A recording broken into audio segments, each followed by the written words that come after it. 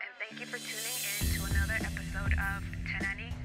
Last week, we talked about the composition of gang stalking units and how it can make it more difficult to expose these units. The discussion led into how new recruits are gathered, but due to conflicts between the need for secrecy and a large workforce, perps tried to involve the audience as well as the TI's friends and family in the campaigns. One TI story of betrayal by friends and family was shared, and some tips were given on how to recover from betrayals. A list of characteristics of toxic friends was given, as well as advice on how to choose friends wisely. The point that anyone can become a TI was reviewed, with a news story about a cop who was stalked and thrown into a psych ward by his fellow cops because he blew the whistle about the police department's traffic ticket quotas. The discussion included how some parents got their kids involved in gang stalking activities and how TIs can use the kids' involvement to desensitize the prompts. A news story was shared about a mother who teamed up with her daughter and babysitter to cyberbully her neighbor's child. The neighbors seemed to be on friendly terms until this betrayal drove the child to suicide. There are no vocabulary words for this week. Okay, let's go. Now it's time for FYI, essential information for TIs. Most adult bullies were child bullies who never matured. Similarly, the way people respond to bullying was probably learned from their peers during grade school. It's important for TIs and bystanders to understand their current responses to bullying in order to modify ineffective responses. You're about to receive some information on how to handle this right now. Gang stalking units seem to be composed of a network of bullies and their allies. It has been appropriately described as bullying on steroids. It's important that the public is aware of the ripple effect of bullying. The biggest misconception about bullying is that it only involves the bully and the victim. Bullies are very sensitive to their environment and social position. They truly believe in the pecking order theory and live by that. Here's a brief explanation. Whether or not there is a pecking order among humans is debatable, but some people are trying to create one. It was observed that chickens peck each other to decide who is dominant. What happens is that certain chickens get pecked more than others. The more dominant will get pecked less than the weaker chickens. The result was a dominant chicken who no one pecked, the weak chicken who everyone pecked, and those who fit in between. Anyone who lives by this philosophy would try to be high on the pecking order. One way to do this is through bullying and other acts of deliberate aggression. Similar to the pecking order, there are three main subjects involved in any bullying incident. Keep in mind that gang stalking incidents are essentially bullying incidents.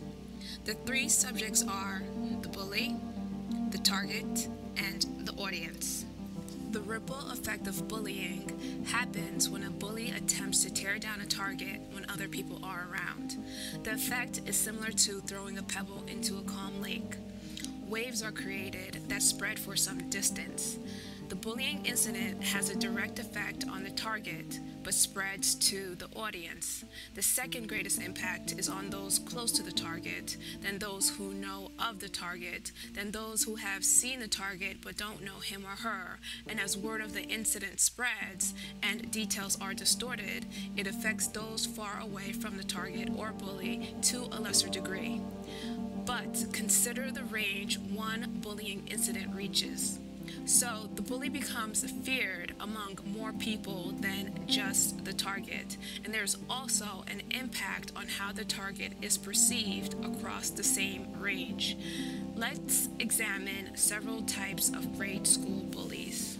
The following comes from Grade School Bully by AdHealth. In a 1978 study, Always described three different types of bully: the aggressive bully, the passive bully, and the bully victim. These characterizations still hold true today. Aggressive bullies are the most common type of bully. Young people who fall into this category tend to be physically strong, impulsive, hot-tempered, belligerent, fearless, coercive, confident, and lacking in empathy for their victims. They have an aggressive personality and are motivated by power and the desire to dominate others. They are also likely to make negative attributions, often seeing slights or hostilities in those around them where neither actually exist. According to Always, the aggressive bully tends to be the most popular in the early school years, and then less so in the upper grades. Perhaps because young children are more likely than older students to admire the macho image. As students get older, they become better able to think critically about peers and leaders. Passive bullies, unlike the ultra-confident aggressive bullies, tend to be insecure.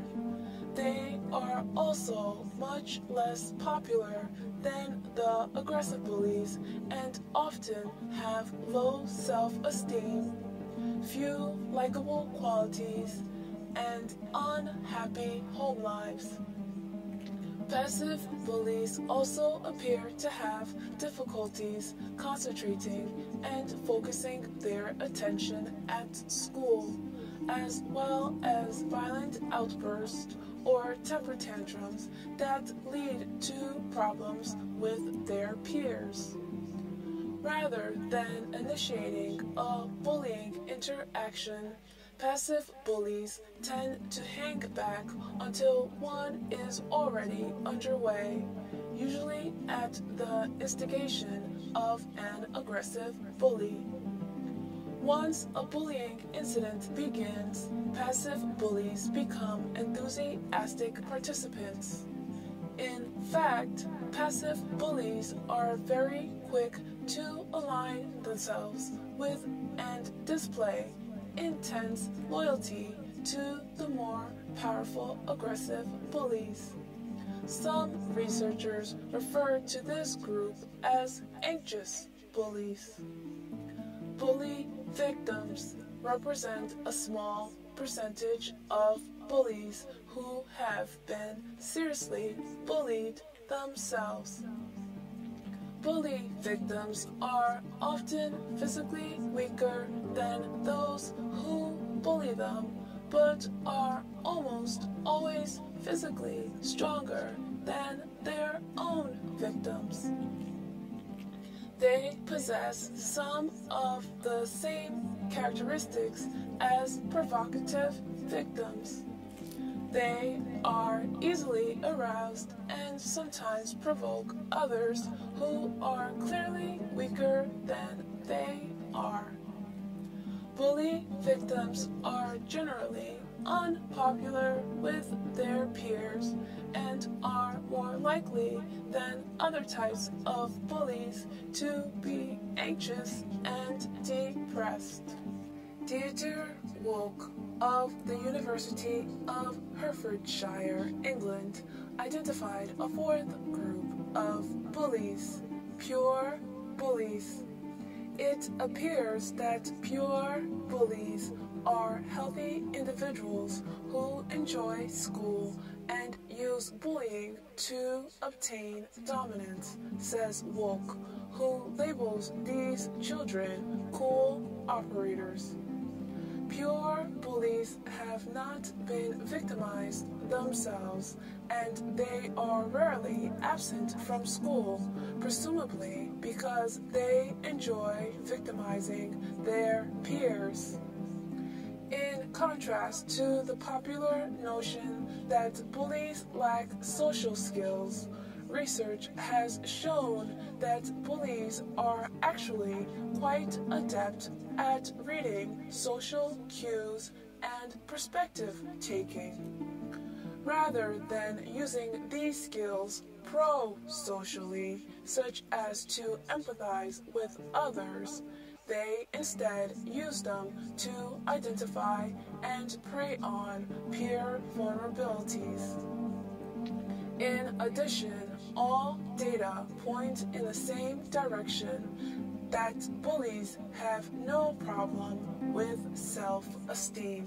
These are descriptions of child bullies, but it's important to know for two reasons. One is that some TIs who have children report that their children are also harassed or bullied during the campaigns. This information may help the kids to understand what is going on and to not blame themselves for the bullying. Two, as mentioned before, unreformed child bullies grow up to be adult bullies, and the campaigns are full of adult bullies. It's helpful to see where these behaviors began. It's unfortunate that the current trend condones pure bullies. In some ways, society currently supports picking on people for fun, and too many kids have gained social clout by being known as the mean girl or guy. There has to be a shift of some sort to adjust this imbalance. This excerpt began with a quote that said, "He gave me that look, you know, like, hey, who do you think you are?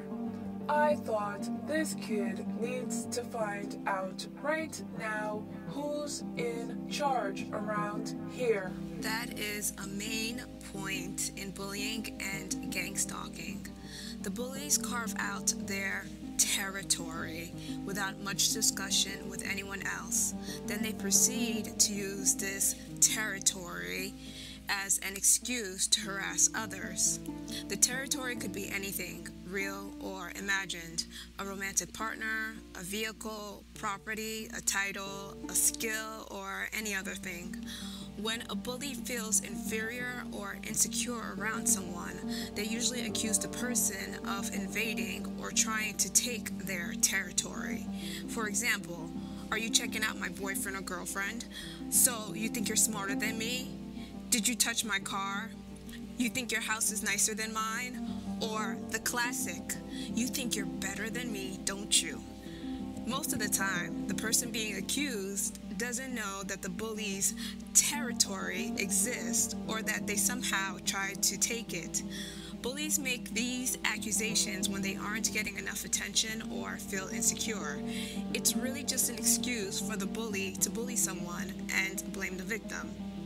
Another interesting sentence was, "All data point in the same direction, that bullies have no problem with self-esteem." Why would someone with high self-esteem bully? Isn't insecurity one of the main reasons for bullying? Let's consider the difference between self-confidence and self-esteem. The following comes from "What is the difference between self-esteem and self-confidence?" by Liv Mayagawa. Many people use the words self-esteem and self-confidence as if they were synonyms. Self-esteem and self-confidence are different. Self-confidence is one part of self-esteem.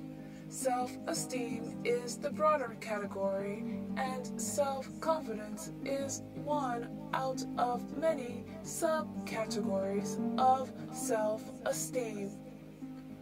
Self-confidence means confidence that you can successfully do things.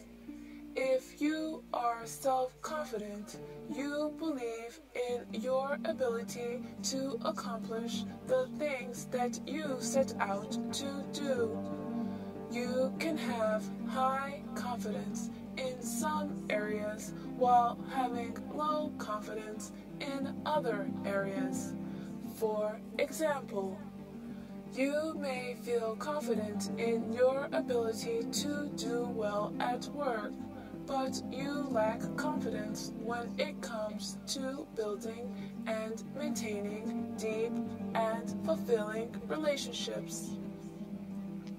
Your level of self-confidence affects how well you manage to accomplish whatever it is that you're trying to do. A person who is confident that she will pass an interview is much more likely to do so than a person who does not believe that she will be able to do it. Self-confidence thus affects your success in life in a very practical way. Self-esteem, on the other hand, means your sense of personal worth. It refers to how valuable you feel for simply being the person you are, regardless of what you accomplish. It is your attitude towards yourself as the person you perceive yourself to be.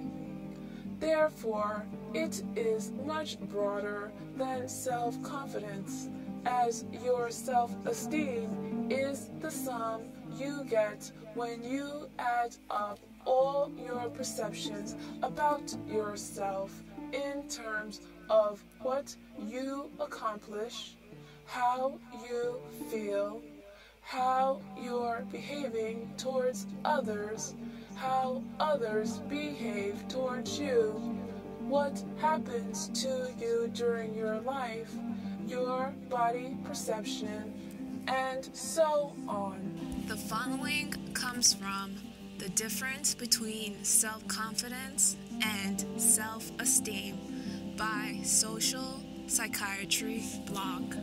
Whilst self-esteem and self-confidence often go hand in hand, there is a clear difference between the two.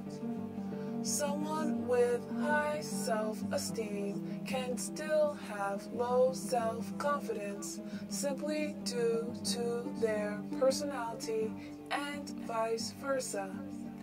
A person who possesses both high self-esteem and high self-confidence will benefit greatly, as they will feel comfortable not only about themselves but also about how they appear to others.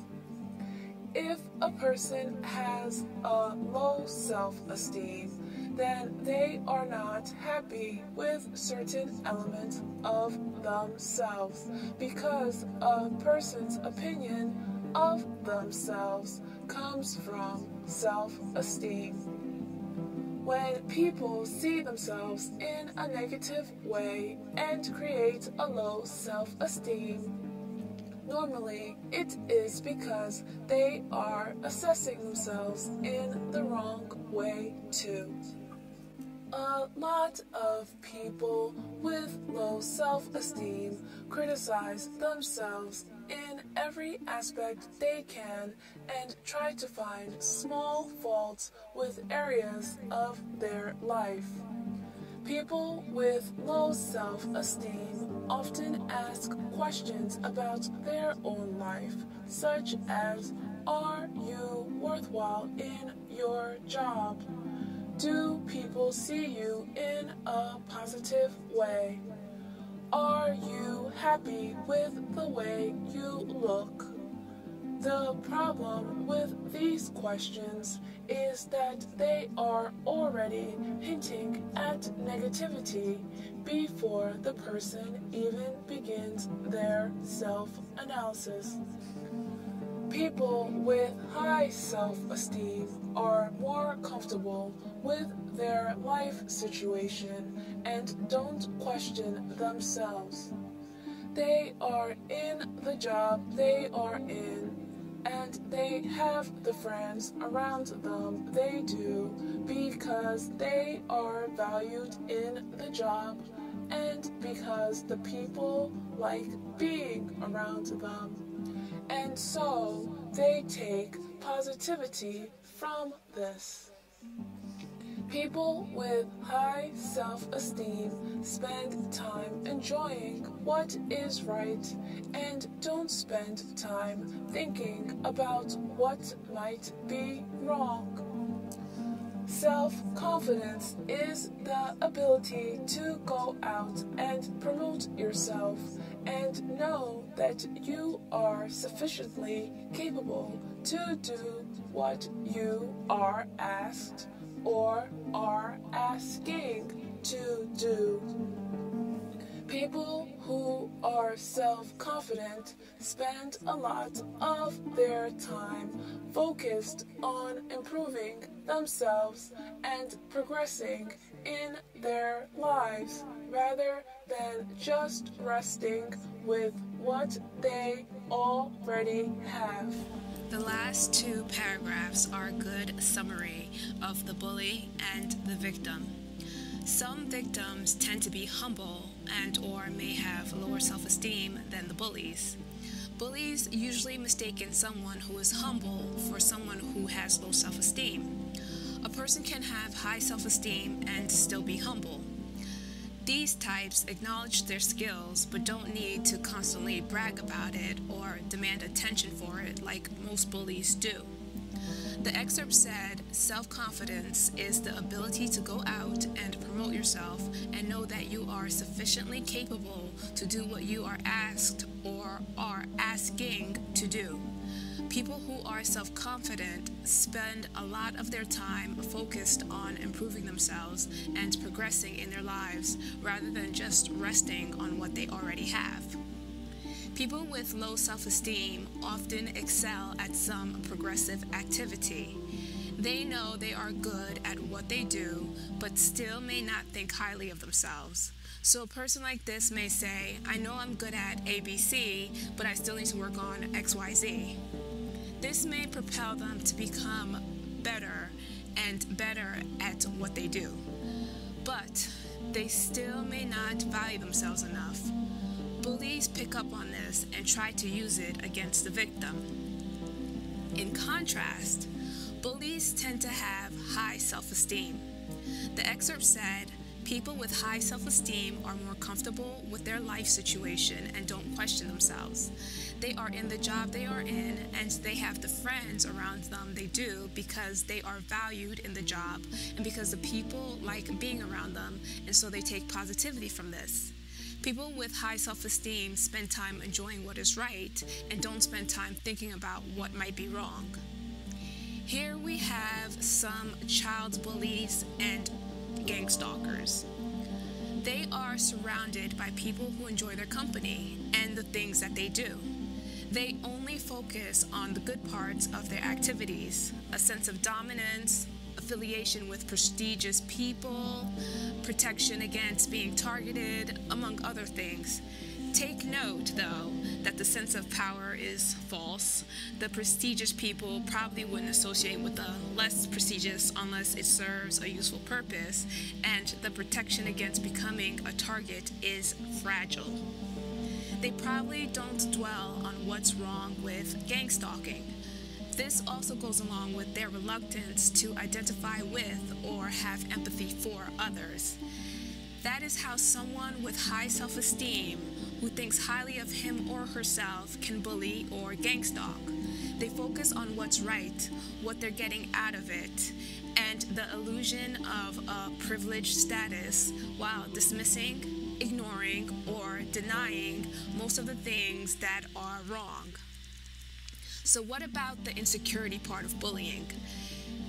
It is possible to think highly of oneself, but not have confidence in one's ability. A bully may feel comfortable in their ability to dominate others, but could feel inadequate in establishing relationships that involve equality and good feelings. A gang stalker may think highly of themselves because they are part of what they consider a dominant group, but still feel insecure about their ability to, say, meet their career goals. Because self-esteem includes self-confidence, a bully may focus more on dominating others instead of improving their ability in order to keep their self-esteem high. Their way of competing with others is to try to use deliberate aggression and or covert tactics to lower other people's self-esteem. Hence, they can say something along the lines of, I know she does that better than me, but I can make her feel like dirt, so it doesn't matter. Or, yeah, he's pretty good at that, but he's weak. I almost made him cry the other day. This actually makes the bully feel better, so instead of actually working on their issues, they figure out new ways to tear others down in order to quiet their insecurities. It's a bit clearer how these people can make the time to engage in gang stalking.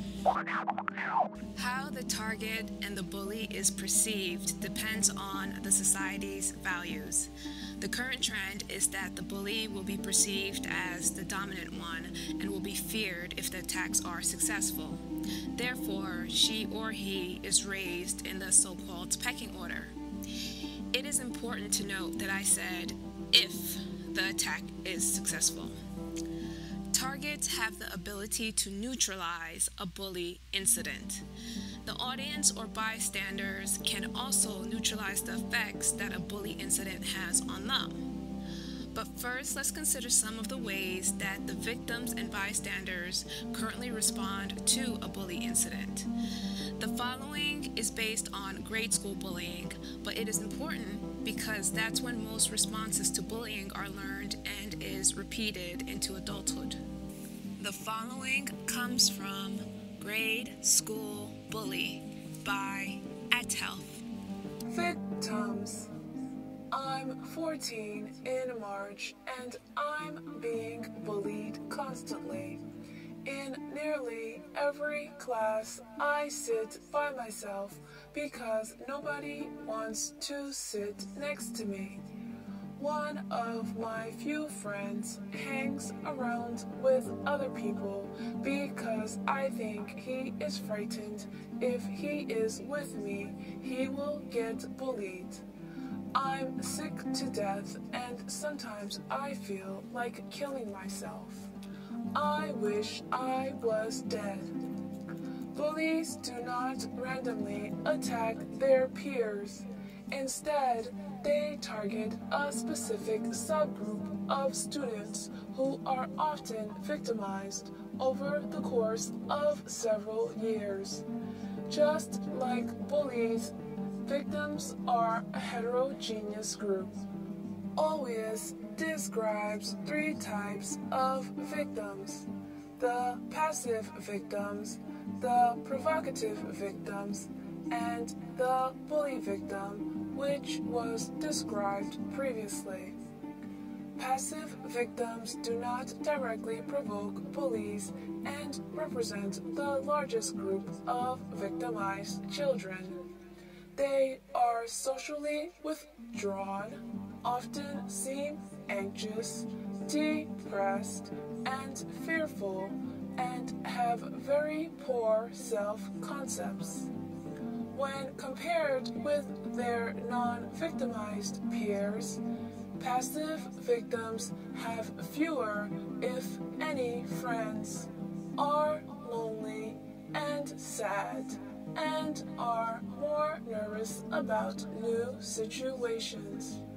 This cluster of symptoms make them attractive targets for bullies who are unusually competent in detecting vulnerability. In the early grades, initial responses to bullying among passive victims include crying, withdrawal, and futile anger. In later grades, they tend to respond by trying to avoid and escape from bullying situations. Example, being absent from school, running away from home. While there is evidence that some of the characteristics of passive victims precede and contribute to their victimization experience, it is also clear that many of their personal attributes also result from being bullied. According to Swearer and colleagues, the victim's behaviors and emotional states may make them vulnerable to bullying. The bullying behavior towards them may perpetuate their issues with low self-esteem, depression, anxiety, and loneliness, which may make them increasingly vulnerable to bullying. Other researchers have described some subgroups that may be present within the broad category of passive victims. Vicarious victims or surrogate victims either witness or hear about bullying incidents at school. They are victims of the school's climate of fear and worry about their own potential to become targets of bullying. As a result of this perceived vulnerability, as well as concern about direct retribution from bullies, they choose not to help bullying victims or report bullying incidents, even though they often feel sympathetic, which often leads to feelings of guilt. False victims represent a small group of students who complain frequently and without justification to their teachers about being bullied by their classmates. This behavior seems to be a bid for attention and sympathy from the teacher. This is problematic for two main reasons.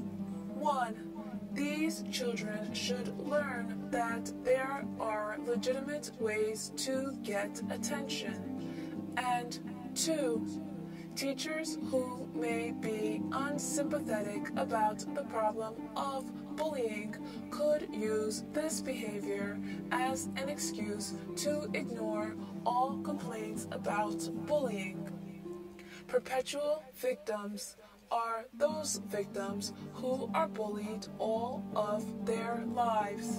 While perpetual refers to the duration of bullying rather than a subgroup of victims, it is interesting to consider the possibility that some children may develop a victim mentality whereby the victim role becomes a permanent part of their psyche. Provocative victims represent a small group of children who often behave in ways that arouse negative responses from those around them, such as anger, irritation, and exasperation. They possess a cluster of characteristics that are likely to disrupt a classroom and lead to social rejection by peers, including irritability, restlessness, off-task behavior, and hostility. Although they are a distinct subgroup, provocative victims often display characteristics of other groups of children as well, including pure bullies. For example, they have elevated levels of dominant, aggressive, and antisocial behavior and low levels of tolerance for frustration. And passive victims, for example, they are socially anxious, feel disliked by others, and have low self-esteem. Nathan, age 10, was described by his class teacher as a child who lived on the edge of his nerves, never still, and with his brain disconnected from his mouth. The latter trait made it likely that he would make loud remarks about other children's appearance or their work that would make them angry. He would then say to them, "What are you going to do about it then?" whereupon 2 or 3 of them might show him violently. Nathan was described as the most unpopular child in the school, as the one everybody loves to hate. It is important to keep in mind that students who fall into this category may possess a disability of some sort. For example, a learning disability or attention deficit disorder that contributes to their provocative behavior. In addition to helping these young people deal with the consequences of their victimization, it would also be helpful to assess the potential causes of their challenging behavior. If a disability is present, then an accurate diagnosis followed by targeted services could go a long way toward preventing further victimization.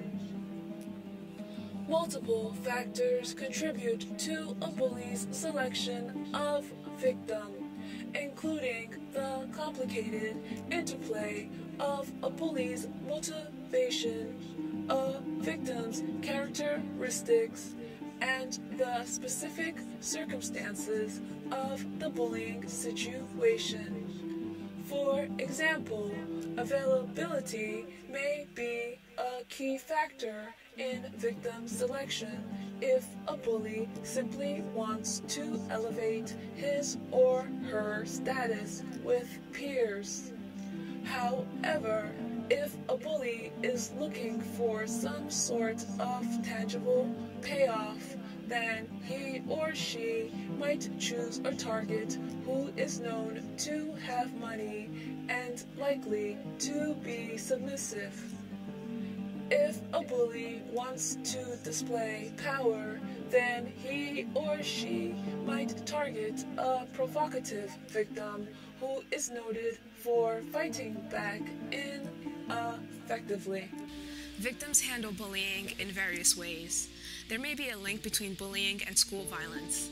A victim may become so indignant about the maltreatment that she or he seeks revenge. Most victims seek assistance to stop the bullying before turning to violence. Unfortunately, they are ignored or receive inadequate assistance. Their initial complaints are usually dismissed after any acts of violence on their part, and the bullies are often presented as the victims instead. I think that false victims should also include bullies who claim to be victims in order to avoid being held accountable for their actions. I'm not condoning school violence in any way, just pointing out that preventing school violence needs to start with seriously addressing bullying. Victims aren't the only ones who engage in school violence or shootings. Bullies have also committed these acts. The link between a victim's suicide and bullying is so widely accepted that the word bullicide was coined to describe it. Bullicide is when a victim is driven to suicide due to the overwhelming effects of bullying. While some victims recover quickly from bullying, most suffer long-term negative effects. It is good for TIs to look back and see if they identify with any of these types of victims. If so, they should find out how that may negatively affect the way they are handling the gang stalking now. It's not about berating oneself for being a victim, but identifying any ineffective behavior that may have resulted from being victimized. Bystanders. I don't like it that he is bullied, but I can't do anything about it or they will turn on me too. While far too many students report that they are bullies, victims, or both, the vast majority of young people are neither bullies nor victims. Instead, most students fall into the category of bystander. This group includes everyone other than the bully and victim who is present during a bullying incident. According to John A. Calhoun, President and CEO of the National Crime Prevention Council, 6 out of 10 American teenagers witness bullying in school 1 or more times each day. In addition to the terrible problems that bullying creates for those who are directly involved, student bystanders to bullying also experience feelings of fear, discomfort, guilt, and helplessness. According to the U.S. Department of Education, bystanders may experience the following: be afraid to associate with the victim for fear of either lowering their own status or of retribution from the bully and becoming victims themselves. Fear reporting bullying incidents because they do not want to be called a snitch, a tattler, or informer. Experience feelings of guilt and helplessness for not standing up to the bully on behalf of their classmate. Be drawn into bullying behavior by group pressure. Feel unsafe, unable to take action, or a loss of control. It is clear that bystanders display distinct patterns of behavior during a bullying incident. These responses represent students' attitudes towards the problem of bullying. For example, positive, neutral, indifferent, negative, as well as the actions they are likely to take during an actual incident. The bullying circle, based on Oleus's early research as well as the research of Salmon Valley and colleagues, illustrate and describe each of these bystander roles. Bullying poisons the educational environment and affects the learning of every child, noted Dan Oleus. In addition to describing the various roles that students can play in a bullying situation, the bullying circle further depicts the importance of moving young people to the right, specifically away from the bullies and their supporters and towards defenders of victims. In a study by Bolton and Underwood, middle school students responded to the question, "What do you do when you see a child of your age being bullied?" in the following manner. 49% said they tried to help in some way. 29% said they did nothing but thought that they should try to help. 22% said they would not help because it was none of their business. A full third of the young people in this study indicated that they could see why bullying happened, which seems to suggest that they, at some level, accept and/or condone bullying behavior among their peers. And in another study by Whitney and Smith, 18% of the participating middle and high school students said that they would join in if their friends were bullying someone. While most attempts to reduce youth violence have focused on the perpetrator or the relationship between perpetrators and victims, it is increasingly recognized that such interventions do not go far enough in creating safe schools and communities. It is also critical to consider the role of bystanders whose influence in perpetuating or escalating violence has often been overlooked. According to Richard Hazler, professor of counselor education, Ohio University, if we don't involve bystanders, we can't solve the problem. The most dangerous place in a school is the restroom because of isolation. Well, you also can have isolation in the middle of a cafeteria if a bully convinces everybody else not to intervene. If we can show bystanders how to become involved as bystanders, we reduce the isolation. Bystanders clearly have a range of choices when it comes to bullying. They can passively accept it, overtly encourage it, or denounce a bully's actions and provide support to the victims. In fact, it is clear that many students who possess characteristics typical of victims are protected against bullying because of such social factors as peer acceptance and supportive friends. The use of isolation is common in bullying and gang stalking.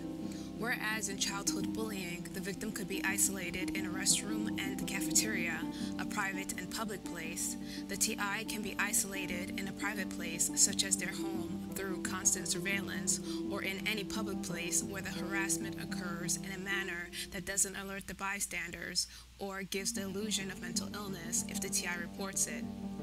Many TIs can feel the isolation as they speak of their experience through different media and try to raise awareness, only for the response to be more mild than it should be. Many people know what it's like to feel lonely in a crowded room.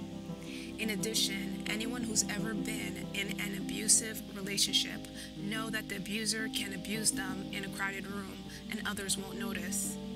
A TI's experience is similar to both of these, except they are forced into loneliness and there is more than one abuser.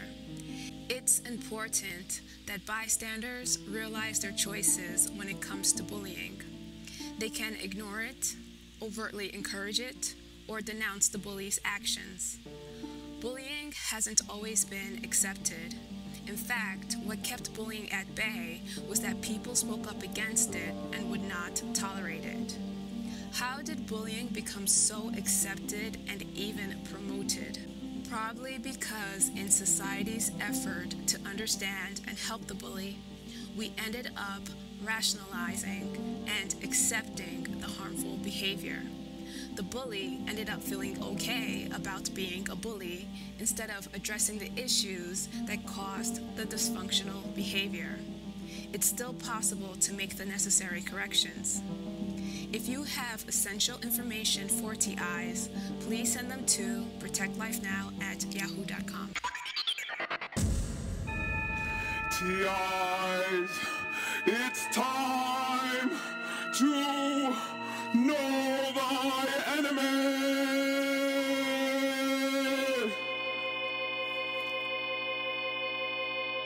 That was the first part of Bullying 101, from Romper Room to the boardroom.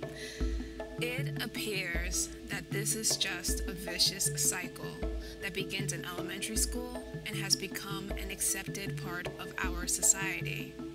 It robs society of people who are capable of living up to their potential and leaves behind predatory individuals whose goal is to maintain an environment filled with contention and repression.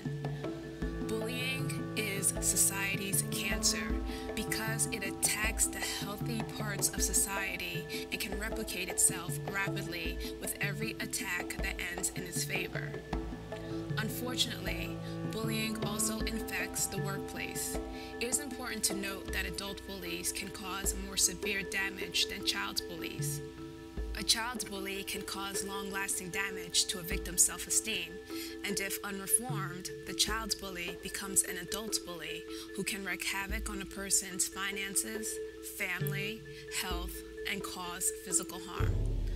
Adult bullies usually form cliques and create office mobs. The office mobs select a victim, then proceed in trying to destroy the person's career and life.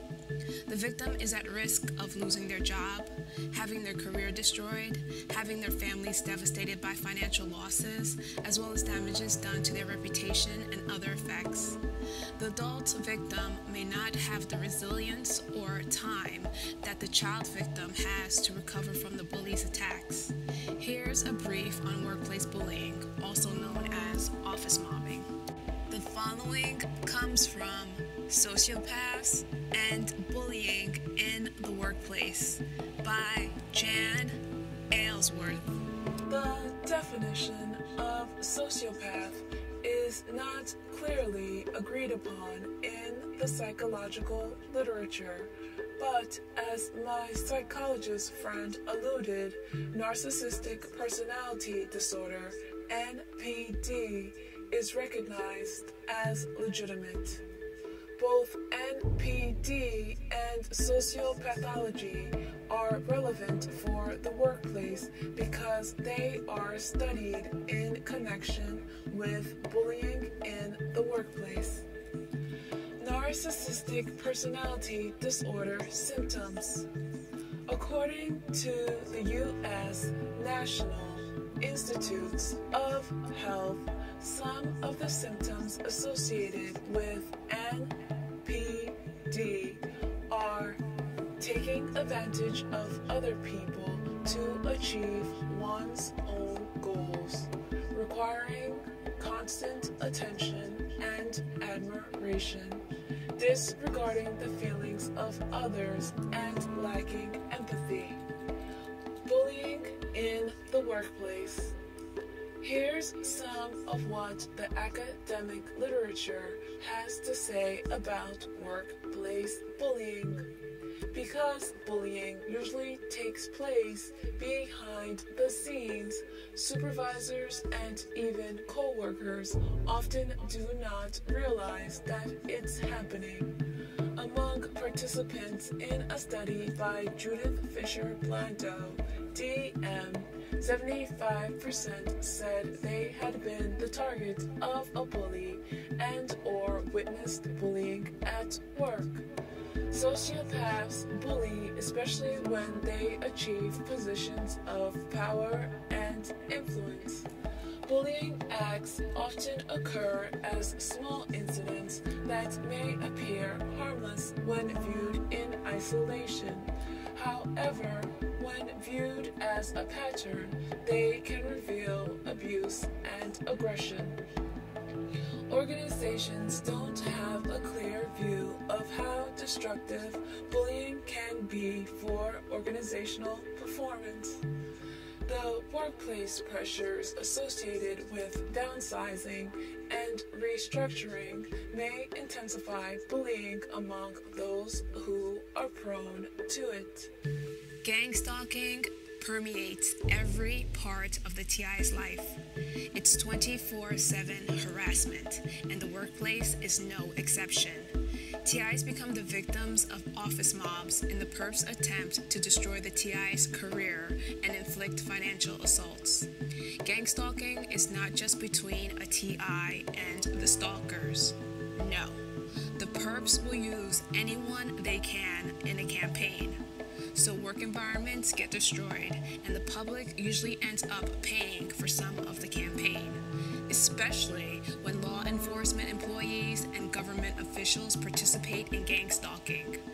Again, this is not to say that everyone in law enforcement or in the government participates, but just to point out that some gang stalkers will exploit their positions to aid a campaign. The following comes from Unholy Trio, Bullying, Cronyism, and Narcissism at Work, How and Why Workplace Bullies Thrive by Ronald E. Riggio. Since I first posted about bullying at work, I've heard numerous accounts of workplace bullying. They have ranged from relatively minor, usually because the victim is able to stand up to the bully and get the bully to back off, to the heart-wrenching people who have to quit their jobs, some who suffer from PTSD and are on the verge of suicide. I wanted to talk about two other workplace evils that, together with bullying, constitute an unholy trio that, when combined, can make a workplace a living hell. I have been made aware of leaders, bullies themselves, but who are able to attract cronies who will side with them and deny that the leader is a bully. In fact, these cronies will represent to higher authorities that the bully leader is a caring and compassionate leader, and that the victim is really the problem. In exchange, the bully leader gives favors and resources to these cronies, and the cycle of persecution continues for the poor victims. I think that underlying this process is a clinical or subclinical level of narcissism on the part of the bully leader and the cronies. All too often, these bullies feel justified for their actions against victims. Since they can do no wrong in their own minds, the victim is the problem, and the bullies feel justified in their persecution. My guess is the intent is to bully the person in order to get the victim to quit. The misguided bullies believe in their narcissistic thinking that this will create a better workplace. Bullying, cronyism, and narcissism thrive in the workplace because other employees, bystanders to the bullying process, and higher level leaders refuse to get involved. Often, this is simply on the part of the leaders and bystanders the desire to avoid any sort of conflict. In many cases, the bystanders and even the higher level leaders are afraid that the bullies and their cronies may turn their destructive behavior on them. In the case of some higher level leaders, the bully and cronies are able to dupe them with their assertion that the victim is the real problem. When that happens, it is usually because the leader is not doing his or her job of monitoring what is really going on at the lower levels of the organization. In any case, the unholy trio continues ultimately because of a failure of leadership. What usually happens in these cases is that the bullies and their cronies own the office. They usually indirectly run the office whether or not they are in leadership positions. Some may even pass up management or supervisory positions because they may feel it will give others a chance to hold them accountable for their actions. They shun the additional responsibility because they usually don't go to work. They go to put on a show for their friends and to force someone into or have something to add to their drama. Leaders who are not part of the office mob or don't approve of it are usually run out by the mobs. A company may hire a competent leader, but when a bully or office mob is indirectly running the office, they expect a new boss to adapt to their rules and culture, not the company's. They generally use the same methods of attacking a higher level employee that they do to their peers. In addition, they usually try to work within the legal framework or company guidelines to avoid detection. So, a company may hire a great manager only to find that the person didn't get along with the team. Sometimes the office mobs may suggest helping to interview new candidates to ensure a better fit, but they will choose someone who will uphold the bullying environment to the company's detriment. This is a delicate issue because the bully tends to play victim to avoid being held accountable and will have their cronies back them up. It's not just lower level employees that should be of concern. Companies need to beware of the bully managers or bosses who try to play the victim. It may seem confusing to figure out what's really going on, but with some serious analysis, it could be determined whether a boss was a bully, truly wasn't a good fit, or the victim of an office mob. A company has to be careful because bullies don't care about anyone but themselves. The company's goals and culture are not their primary concern. They will use the company to punish the victim. If the victim decides to file a lawsuit, the company usually has to bear the responsibility and the consequences of office mobbing. The aftermath of the bully incidents and lower morale are the cost of allowing a bully to take over. The worst position a company can be in is in a legal battle caused by a bully or office mob and a victim that seeks justice. The company can find itself at the bully or office mob's mercy and will be used as a tool because the bully or office mob won't hesitate to blackmail or betray the company should the truth of the mob come out or if the company tries to hold them accountable.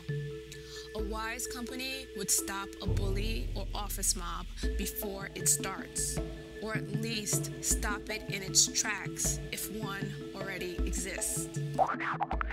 The following comes from Workplace Bullying, Aggressive Behavior and Its Effect on Job Satisfaction and Productivity by Judith Fisher Blando.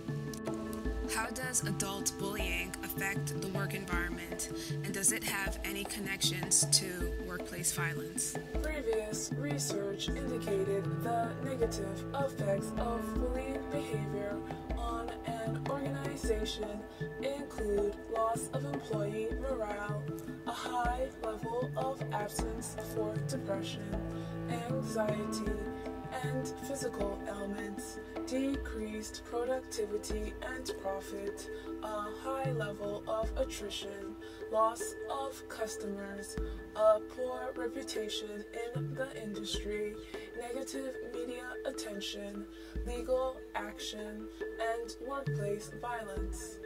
Within the study, the relationship between adult bullying behavior and its effect on job satisfaction was examined. Data were gathered to provide a detailed overview of adult workplace bullying. Bullies are the main but least recognized cause of negative stress in an organization. Although bullies continue to receive a salary, bullies usually do not fulfill their duties and obligations. Some bullies survive by plagiarizing other people's work and taking credit for it.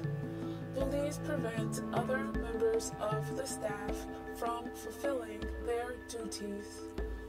Over time, targets will spend more time protecting themselves against harassment by bullies and less time fulfilling their duties. The workplace presents a broad range of opportunities for the development and growth of bullies. Although many large organizations have policies against hostile work environments, leaders leaders, managers, and human resource personnel may lack the operational definitions and processes necessary for identifying, investigating, and managing workplace bullying. The quantitative study highlights the bully's descriptive patterns of concern, such as verbal abuse, threatening behavior, sabotage, misuse of authority, and other behaviors listed in the survey that would affect the health, job satisfaction, and productivity of a targeted coworker. A target is driven to helplessness and despair, impotence, and murderous feelings, and may have fantasies of killing a bully. The findings provide leaders information on determining and eliminating bullying behavior. The results include explanations of mistreatment, workplace culture, and the impact bullying has on an organization. This excerpt stated that there can be a loss of customers. Companies need to realize that workplace bullying can create an environment that repels customers. Service-based industries should take note that workplace bullying can spill from the break room onto the floor. Bullies will try to embarrass their targets in front of clients and or try to steal a target's clients. They have no problem dragging the client or customer into their campaign. In addition, bullies and their cronies don't stop at trying to choose their bosses, but they also choose customers. They have no problem running out customers or clients that they view as troublesome or not worth it.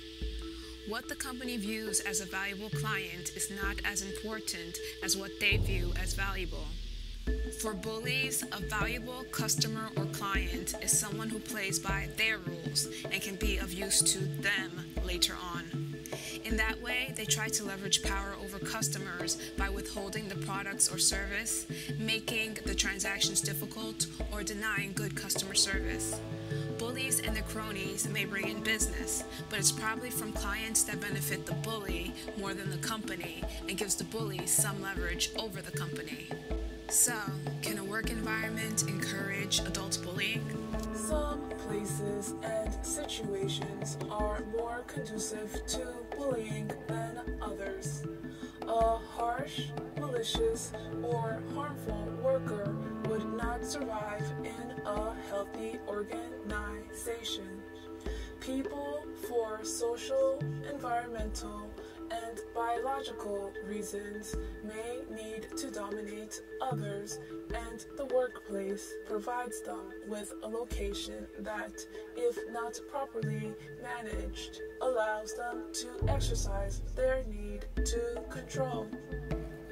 A concern is that bullying appears to be tolerated and is therefore becoming embedded in many organizational cultures.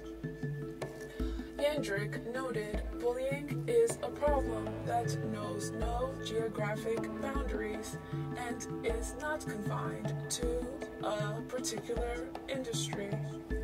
The work group itself may play a role in the bully environment. Co-workers may stand by as silent witnesses. The more co-workers are divided into informal cliques and gangs, the more likely they are to ignore bullying and may even unconsciously support it. Previous studies indicate adult bullying is a more common event than thought and can have serious consequences for organizations. 1 in 6 American workers will experience some sort of bullying on the job. Thus, bullying remains one of the workplace's most overlooked scandals, lowering morale, job satisfaction, and productivity while driving healthcare-related costs up and making employers vulnerable to lawsuits or disability claims. Frequently, bullies are ineffective in their own jobs and survive by stealing the ideas of another and taking credit for coworkers' contributions. Research shows that workplace bullies are best able to develop and reinforce their behaviors in organizations that use hierarchy for power and status, use length of service as opposed to performance as a success marker, or use reverse upward positional attainment as opposed to goal achievement. Furthermore, bullied workers are usually reluctant to report the problem. Bully behavior is a performance issue that calls for discipline. Many incidents are witnessed by coworkers who remain passive, supporting the bullies with their silence. Others walk away feeling the bullying behavior is none of their business. Most targets say nothing for fear of retribution. Bullies bully because they can, and they do so with exemption and freedom from punishment, harm, or loss. Workplace bullying or office mobbing is not just an American problem. How do other countries handle it? European countries with strong public awareness and government-funded research, including Great Britain, Sweden, Norway, and Finland, have implemented general preventative actions against workplace bullying, including establishing anti-bullying legislation. European countries have been more proactive than the United States in passing legislation against adult workplace bullying. NAMI and NAMI posited the United States is at least 20 years behind Sweden, 10 years behind England, and 4 years behind Australia regarding a focus on workplace bullying. What are the costs of workplace bullying? Workplace bullying is costing employers money and costing employees their health and usually their jobs. Workplace bullying affects direct and indirect cost to the organization. Direct costs are easier to identify: employee absence, increased turnover, increased legal fees, and increased security expenses. Turnover cost an organization dearly, not only through the loss of industry knowledge, but also in time and money spent recruiting and training new employees. Recruitment is a labor-intensive event, and it is fair to estimate that productivity in a new job is around 50% for the first 6 months. Indirect costs are more difficult to quantify, but can be seen in a stressful environment, low morale, and lowered productivity. Bullying-related stress include mental, emotional, and physical fatigue, which contributes to job dissatisfaction. Symptoms of anxiety and depression can lead to headaches, hypertension, sleep disorders, and other stress-induced illnesses. Assessing the cost of a downturn in productivity can be difficult. Needham noted a conservative estimate would be that productivity decreased by at least 20% in a department or organization where there is low morale for any reason. As long as bullying is a tolerated behavior, organizations will lose high morale, valuable employees, and profits. At work, you have to deal with different personalities, some more aggressive than others, and work with people you don't like. Why don't the victims just grow up and get over it?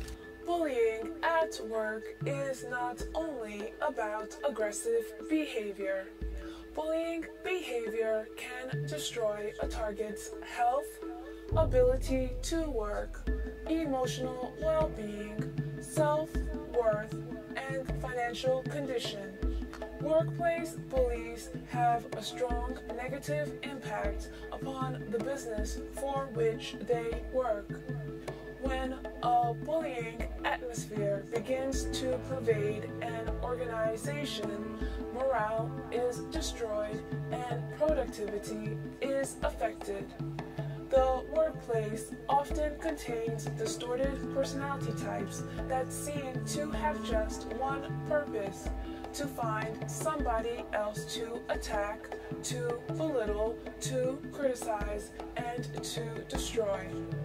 Many leaders and managers either fail to recognize the problem or they themselves are the problem. Short-sighted managers may misconstrue intimidating, aggressive bullying as good management or generating healthy competition among employees. Short-sighted managers may also believe intimidating bullying behavior motivates employees to get things done. The study shows bullying causes a decline in morale, excessive absenteeism, turnover in affected units, work team disruption, recruitment problems, an increase in workers' compensation claims, disability claims, and discrimination complaints, and employee sabotage, resulting in decreased productivity.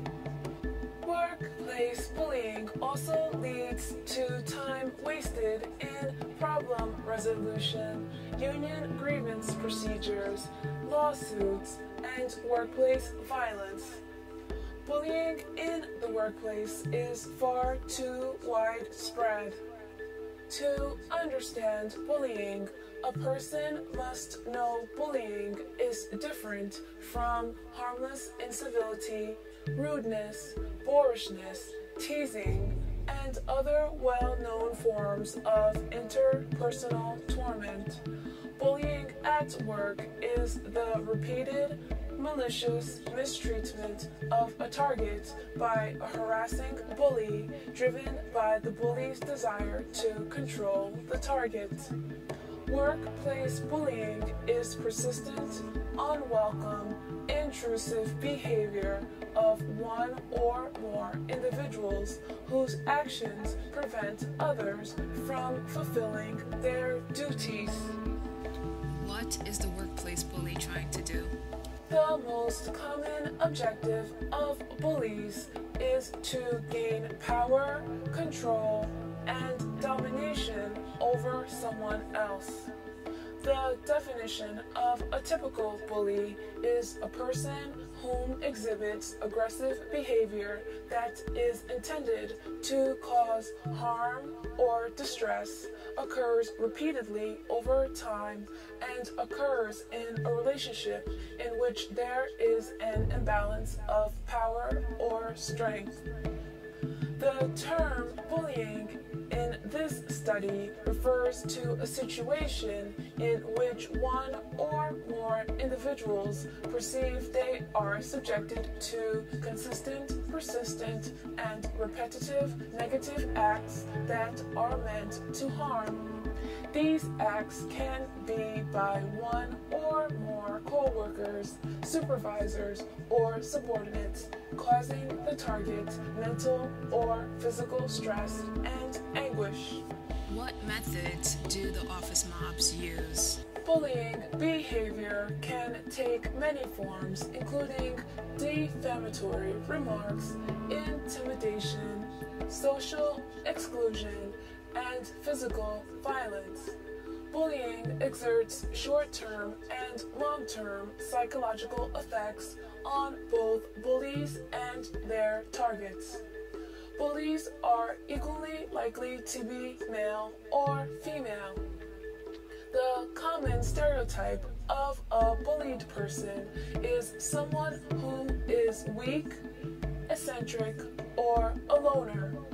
In contrast, targets chosen by adult bullies are very often capable, dedicated staff members who are well-liked and respected by co-workers.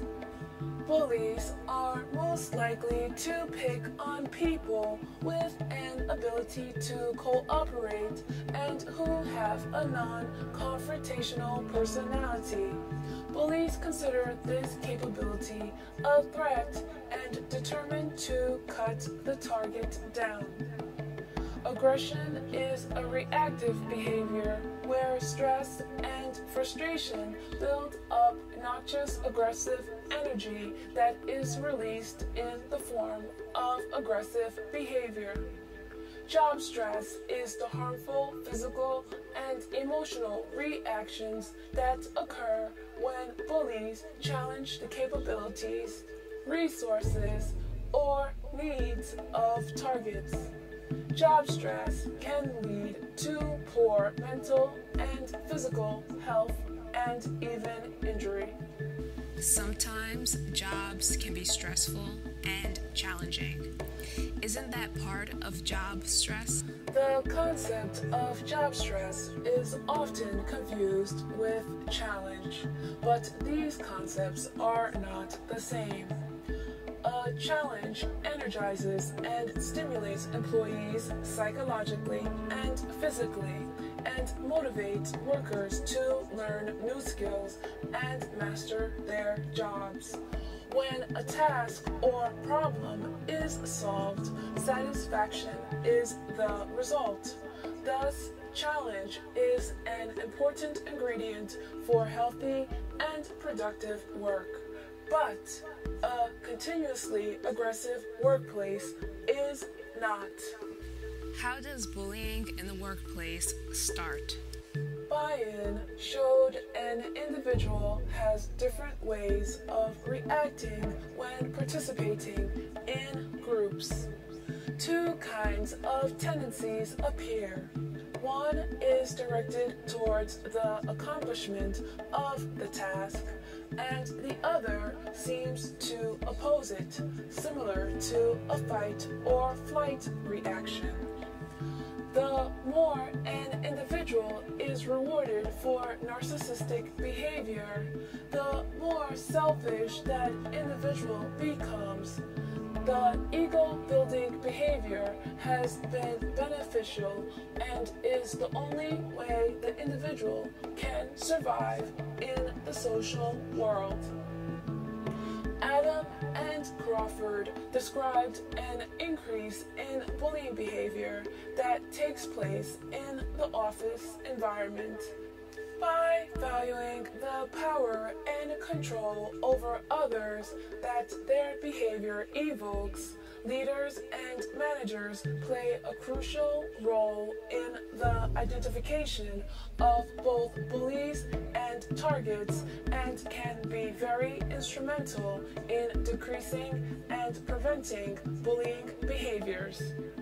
When leaders or managers are bullies, targets feel no other recourse than to fight back or to relocate to another position. Most organizations find it difficult to terminate bullies, yet employees who bully others are too costly to keep. Bullies purge the best and brightest employees, terrorize survivors, and undermine legitimate business interests. Traditional anti-harassment and conflict resolution procedures and processes do not help with workplace bullying. Bullies are not simply competitive employees. Their behavior undermines productivity. How does an adult adult bully choose his or her target? Persaud believed the target is not randomly selected and that it is entirely predictable who will suffer in the workplace. Lynch noted the most common cause of bullying is that bullies feel insecure and target someone more competent than the bullies are. Targets are a diverse group of normal and talented employees.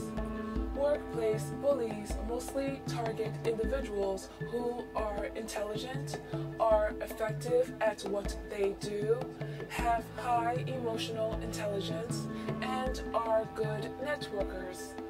Targets have personality traits and characteristics that bullies wish they had themselves. A main characteristic of bullies is an inability to see wrongdoing in themselves. Anyone can be bullied, but competent, confident people are often targeted because bullies feel threatened, and aggressive behavior allows bullies to feel in control. Why don't targets just report the bullying to the Human Resources Department? When bullies consistently get their own way, toxic and harmful workplace environments are created for targets and co-workers.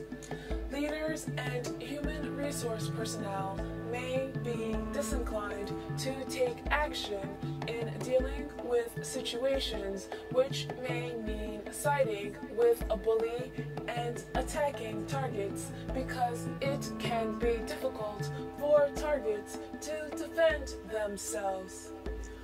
A leader or human resource director might even fear for his or her own job when a bully is on the rampage. Alternatively, leaders and human resource personnel may lack the expertise in dealing with bullies or with the complaints submitted from the targets of bullying. Bullies in the workplace often view the innocent acts of co-workers as hostile and personally threatening and seek revenge for perceived attacks through intimidation or physical means. The compulsion to act aggressively is also highlighted in bullies' constant demands for respect and consideration, rarely reciprocating the same treatment to others. There is considerable consensus that workplace bullies are selfish, self-obsessed, inadequate, insecure, and totally insensitive. Workplace bullies display gross inadequacies in their ability to communicate in an open and healthy manner. They frequently lack vision or initiative, and they are often threatened by competence. What if the person accused of being a bully is not being aggressive, but just being assertive? Workplace bullies who use aggression to secure their own ends are generally well known, even if they are not reported. The Workplace Bullying and Trauma Institute in Bellingham, Washington, discovered bullying often stems from abusers' insecurity or even envy of other employees. Bullies can be passive-aggressive or simply aggressive, but are rarely assertive. According to the theory of aggressive communication, assertiveness is a constructive trait. If an individual possesses the trait of assertiveness, the trait is usually used to achieve personal goals while creating positive feelings in others. Why don't bullies just get training on how to work without bullying? Normally, bullies do not admit to bullying, most likely because aggressive behavior is not socially acceptable, and narcissistic bullies do not consider their behavior as bullying.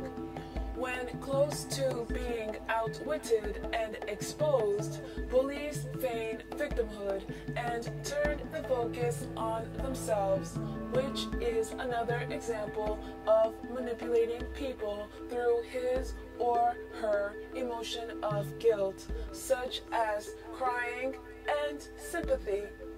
Female serial bullies are especially adept at making themselves the center of attention by claiming to be the injured party while portraying their target as the villain. When a target tries to explain the situation, the target is labeled paranoid. Eventually, the workplace is paralyzed by fear and apprehension, incapable of producing quality work and susceptible to costly downtime with an unhealthy workforce and an increased liability for destructive employment practices. So how does someone become a workplace bully? Is it something from childhood or does it just happen?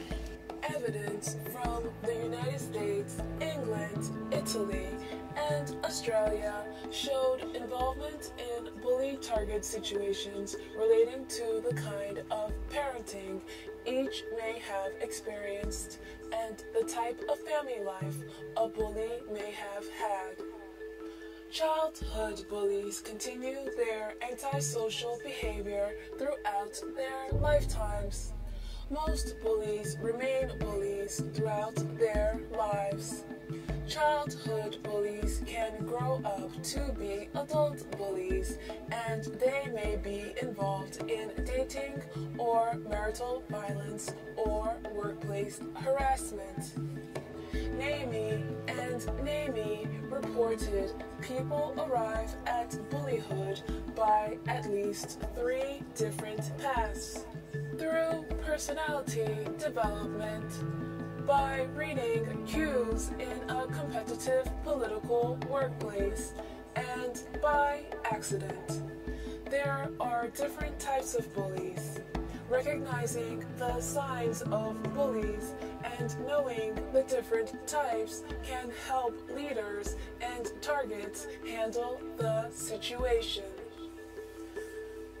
Less insidious bullies include the know-it-all, who appears as the expert, wants constant attention, and often argues with people, and the sniper, who attacks and criticizes, usually indirectly, demonstrating aggression with sarcasm or saying things under his or her breath. The interrupter constantly interrupts the person speaking, and the bulldozer, who will try to run over everyone to impede progress because he or she is afraid of change. The promotion-seeking bully may have once seemed like a normal, non-threatening, easy-to-get-along with employee.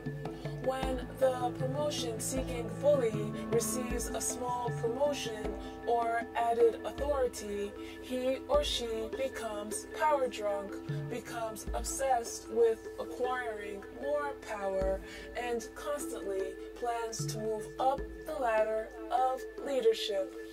The aggressive actions of a pressurized bully are temporary.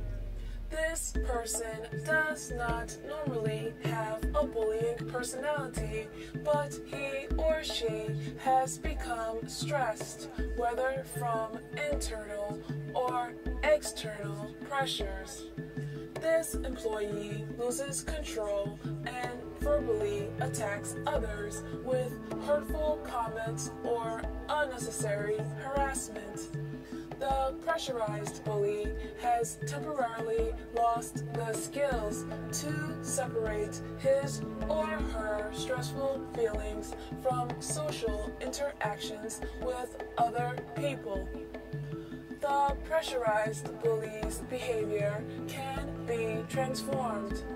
Less insidious bullies are annoying, yet are not as threatening as the following types of bullies. You may have occasionally exhibited these traits or the following traits, but that doesn't make you a bully. It becomes bullying when this is done on a consistent basis in order to dominate, embarrass, or harass an innocent person. The less insidious types of bullies may have been passive bullies during childhood and are likely to become an insidious bully's crony. Here are the insidious bullies. The constant critic. The constant critic is extremely negative and is known as a nitpicker, perfectionist, whiner, complainer, liar, and constant fault finder. This type of bully tends to mask personal insecurity with public bravado. The constant critic is usually loved by senior management because of the ability to get people to produce and work hard. This type of bully plays parent to the target, treating the target as if he or she were a child. The constant critic will aim to destroy any confidence or encouragement an employee may receive from others and will encourage self-doubt in other co-workers. The constant critic bully has a wide variety of tactics. 1. Uses put-downs, name-calling, and insults. 2.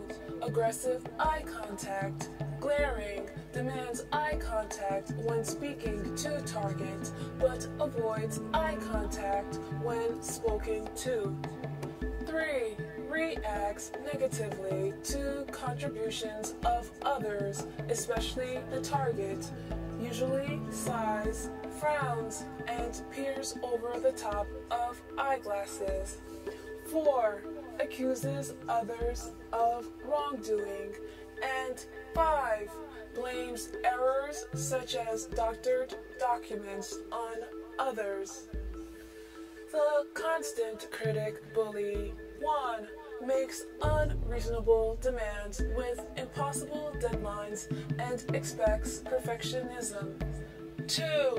Displays hyper-confident body language to target by sitting on desk with feet up, showing bottom of shoes. 3. Grooms while target is talking. 4. Makes target sit while he or she stands hovering and posturing over the target. 5. Overuses memos, emails, and messages to bury the target. 6. Accepts phone calls during conversations with target, requiring target to wait for resumed discussion. 7. Multitask while in target's presence. And 8. Harshly criticizes the target's work or abilities. The two-headed snake. The two-headed snake is a passive-aggressive type of bully that uses a dishonest style of dealing with people and issues. The snake feigns niceness while sabotaging the target. The so-called friendliness that the snake uses will only be used against the target at a later time. The two-headed snake has tactics that are quite different from the constant critic. Some tactics the two-headed snake uses are as follows. 1. Plays favorites. Makes sure the target does not have the resources to do work. 2. Assigns meaningless and dirty tasks as punishment. 3. Makes derogatory, rude, and hostile remarks towards the target while putting on a rational face for everyone else. 4. Breaches confidentiality and shares private information about the target with co-workers and especially bosses. 5. May create a special personnel file of the target that has defamatory information that may sabotage the target's career. And 6. Steals credit for work done by the target or other co-workers. The two-headed snake is a mean and malicious person. Co-workers should know the two-headed snake comes in 3 varieties: the backstabber snake, the Jekyll and Hyde snake, and the no problem, don't bother snake. It is important to be able to tell the difference between the 3 types of snakes and learn the tactics of each. Determining the type of snake a person is dealing with would make it easier for leaders and co-workers to understand what the bully wants and is trying to accomplish. The backstabber snake. Namie noted this person tells you one thing and then says something entirely different behind your back. The bully kisses the way up the ladder and attacks those below. The backstabber snake will tell a target that the target is wonderful while telling the boss the target is incompetent and needs to be terminated because the target cannot perform his or her duties. The Jekyll and Hyde snake. According to Namie, this snake's sweetness alternates with his or her mean streak. The Jekyll and Hyde snake bully tends to be mean and vicious one minute and kind and encouraging the next. The target is usually the only one who sees both sides of this person. Others may only see the sweet side, leaving them unsympathetic to the target's complaints. The no problem, don't bother snake. When the words no problem, don't bother are spoken by a bully, they are often a warning sign that trouble is not far away. A snake will tell a target no problem after the snake has violated the rules and wants to cover up his or her actions. This person is unethical and expects others to help carry out his or her unethical plans. The screaming Mimi. The screaming Mimi is the stereotypical bully who controls others through fear and intimidation while he or she is emotionally out of control. These bullies can be impulsive and explosive and threaten physical violence. The screaming Mimi bully wants to instill dread in co-workers. He or she is overbearing, self-centered, and insensitive to others, and is also very concerned with being detected as an imposter. The tactics of the screaming Mimi bully include yelling, screaming, cursing, angry outbursts, and tantrums, barking out comments like, "I'm your boss," and "follow my commands," intimidating others through aggressive gestures such as finger pointing, slamming things down, and throwing objects, crowding the target's personal space and moving closer to the target to threaten or make the target anxious, hovering over and sneaking up on the target to startle from behind, constantly interrupting the target during meetings and conversations, denying all the target's feelings and thoughts, and threatening the target with job loss or change. The controller. The controller bully lives, eats, and breathes to control others. He or she never truly experiences life any other way. For a bully, to live is to control others with power. The power, whether real or imagined, is used to generate fear and chaos in a work group. While direct verbal aggressiveness is hurtful, demeaning, and damaging if such episodes are not constant, meant to harass or gain control, the incident may soon pass without effect. The controller is driven by a compulsive need to be right and have things done his or her way. The controller cannot bear to stand by and watch someone do things any other way but his or hers. This bully is convinced his or her way is the only way and will become irate and combative if anyone does things otherwise. Indirect interpersonal aggressiveness, like direct verbal aggressiveness, occurs when people use words as weapons. Examples of indirect aggressiveness include touching the target to signify control, not compassion, spreading rumors, withholding important information, failing to relay messages, destroying personal property, betraying confidences, and undermining others by going behind their backs. The gatekeeper. The gatekeeper is known as the control freak.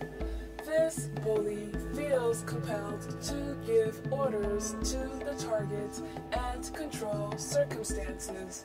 The gatekeeper wants to control all resources such as time, supplies, money, and help because the control allows him or her to approve everything. This type of bully is the most transparent of all the controllers. The gatekeeper's tactics are the most obvious, yet they are the most ignored. Namey noted the following tactics of a gatekeeper bully. 1. Silent treatment towards the target. 2. Setting the clock 15 minutes ahead and punishing the target for being late or not allowing the target to leave on time. 3. Cutting the target out of the communication loop by stopping all emails, mail, and memo distribution and not returning phone calls. 4. Refusing to make reasonable accommodations for the target returning to work with a disability. 5. Refusing to follow company internal procedures and government-mandated policies for the target. 6. Denying all privileges and rights to the target if he or she files a complaint against the bully. And 7. Making up new rules constantly and expecting the targets to follow them, but exempting the bully, him or herself. The accidental bully. Some employees may become accidental bullies. The accidental bully is truly unaware of the effects of his or her actions on other people. The accidental bully works as if the rest of the world does not exist. This bully causes harm by using inappropriate comments or actions towards others. The insults used are usually sexist or personal. When the accidental bully tries to explain to someone how something is done or how to work on something new, he or she lacks the patience to do so and usually ends up doing the job him or herself. This bully has never learned the subtlety of social interactions. When the accidental bully is confronted, he or she immediately retreats and apologizes for any harm that has been done. In some cases, the bully may learn social skills and it never happens again. Chronic bully. The chronic bully becomes a bully through personal development.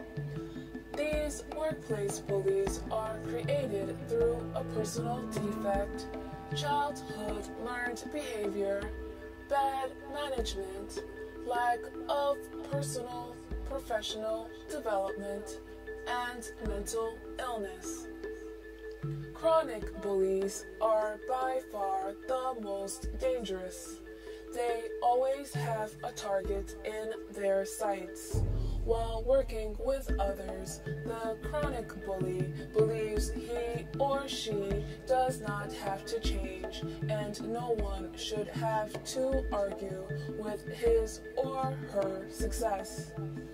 A typical statement from this bully would be, "I can't help it. It's just who I am. Don't like it? Leave." Chronic bullies try to dominate people in every way, at work and away from work, and will even go as far as harassing others, such as waiters at restaurants, in addition to workplace peers. Chronic bullies invent flaws in others, which are usually mirror images of their own flaws. These bullies will irrationally stalk and attack others to feel good about themselves. Chronic bullies were usually schoolyard bullies, were never stopped in childhood, and have learned to bully others for what they want, including in the workplace. People usually react with fear to chronic bullies. Chronic bullies are used to getting their way and exerting themselves in a way to cause fear. Bullies will portray themselves as truthful. Bullies belittle, demean, threaten, and humiliate to control their targets. Bullies do not respond to kindness, directness, shame, or withdrawal. Chronic bullies tend to mistake kindness for weakness. Chronic bullies are trapped by their own personalities. By the time bullies reach the workplace, the behavior is too late to change, even if they so wanted. Some chronic bullies have certified disorders that need addressing.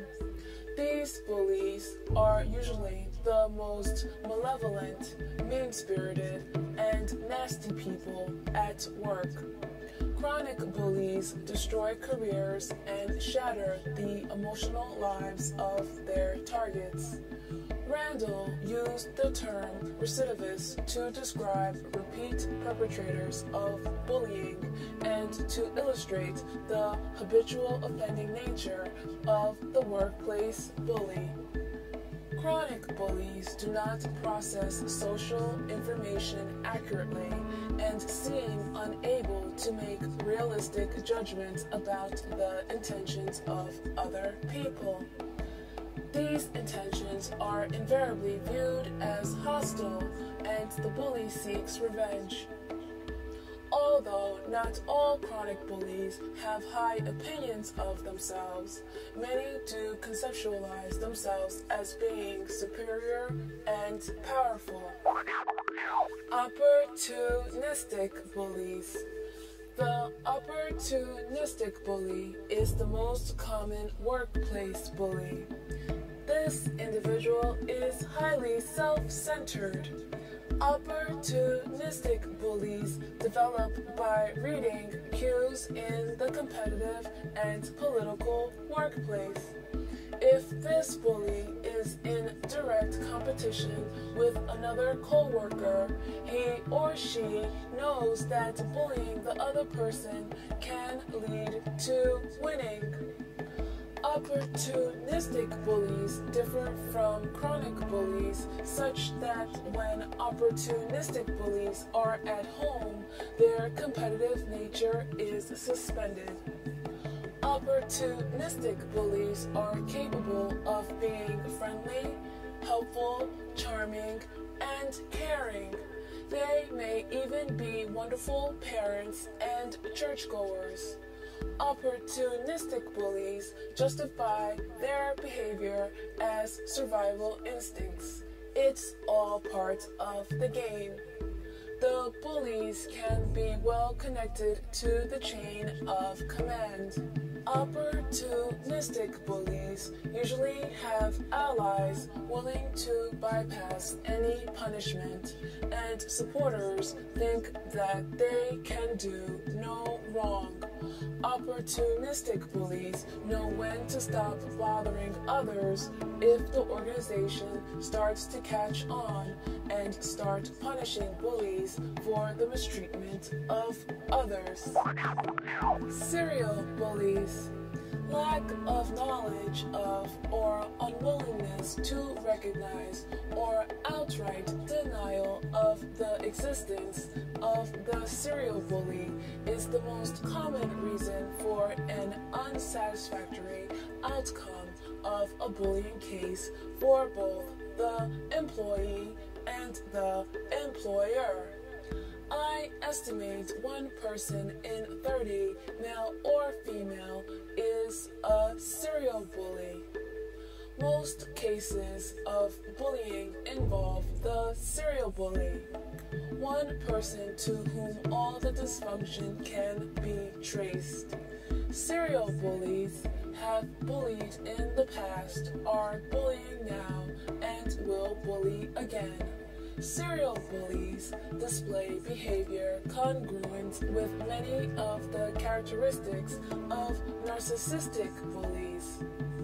Investigation would reveal a string of targets that have left unexpectedly or in suspicious circumstances, have taken early or ill health retirement, have been unfairly dismissed, have been involved in disciplinary or legal action, or have had stress-related health problems. Serial bullies exploit change and reorganization to hinder recognition of the pattern of previous cases. The presence of corporate bullying seemed to encourage serial bullies. Serial bullies in the workplace are often found in a position with power and have high administrative or procedural content, but little or no creative requirement that provides opportunities for demonstrating a caring or leadership nature. Narcissist bullies. Narcissism is primarily characterized as an extreme focus on one's self. To a narcissistic bully, co-workers are beneath him or her. Narcissists are pathological liars who misrepresent their credentials, talents, knowledge, skills, and accomplishments. The narcissist is exceedingly insecure and seeks to interact with others from a position of superiority, authority, and advantage. Narcissists naturally gravitate towards professions that guarantee authority to fill their ego. Several vocations meet these requirements: medical profession, prisons, teaching, religious positions, corporate management, and celebrity professions such as show business, politics, and sports. Some narcissists may use their looks to obtain their goals. Any hint of equality or disagreement threatens narcissists. Even when all seems well, the narcissist's relationship with co-workers is improper and abusive. Narcissists shamelessly perceive others as objects, mere instruments of gratification, dispensable and easily substituted. As opposed to their colleagues or peers, narcissists in authority are arrogant and lack empathy and ethical standards. Narcissists are prone to immorally and cynically, callously, and consistently abuse their position. Narcissist socialization process and their distortions of reality may be the product of difficult early relationships with primary role models, parents, or caregivers. Narcissists are not deterred by possible punishment and do not consider themselves subject to man-made laws. Their sense of entitlement, coupled with the conviction of their own superiority, lead them to believe in their own invincibility, invulnerability, immunity, and divinity. Narcissists hold human edicts, rules, regulations, and punishment in disdain and consider others' needs and emotions as weaknesses to be exploited. Targets may not recognize the attitudes and behaviors exhibited by narcissists, since targets are generally nice and helpful people by nature. Unawareness does not lessen the bullying nature of the behavior.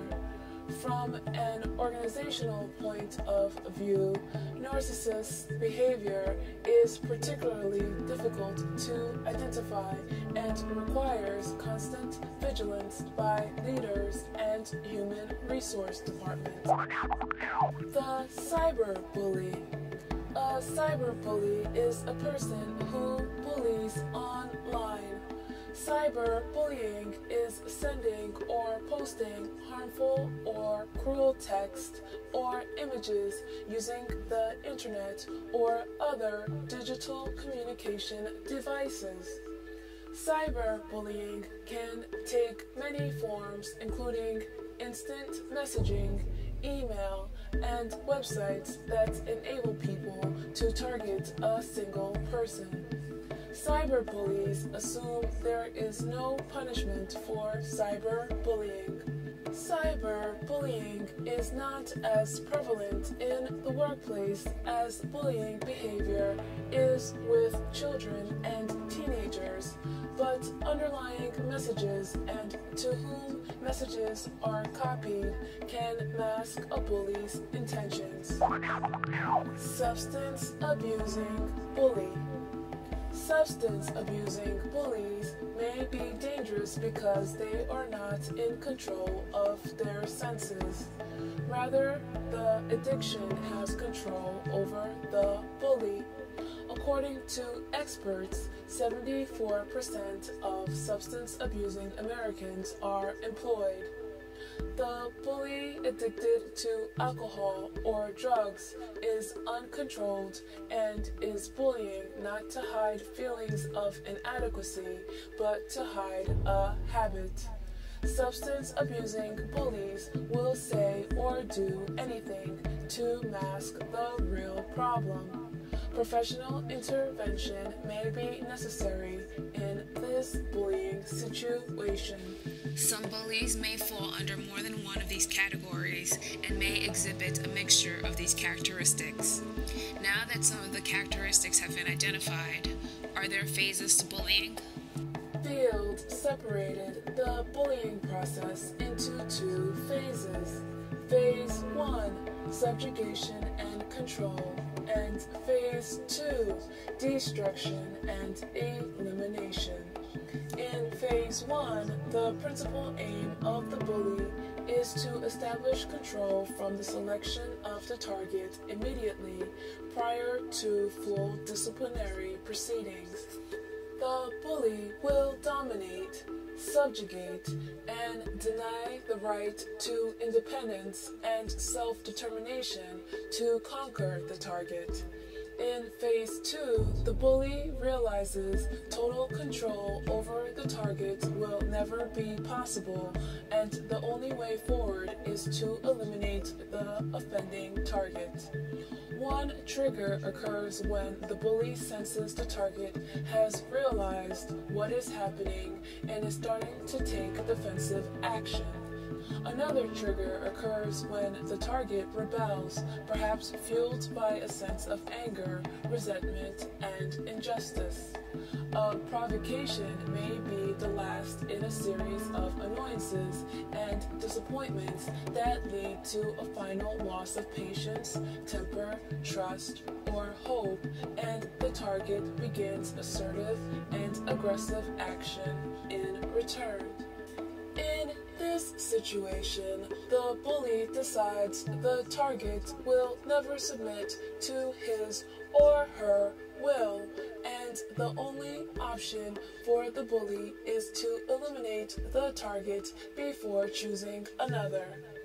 These interactions go unnoticed by employers, and to eliminate the bullying behavior, the target usually finds another position. Bullies may use aggressive and covert tactics to work their way through an organization. A bully will attempt to destroy a target any way possible and can use any number of tactics.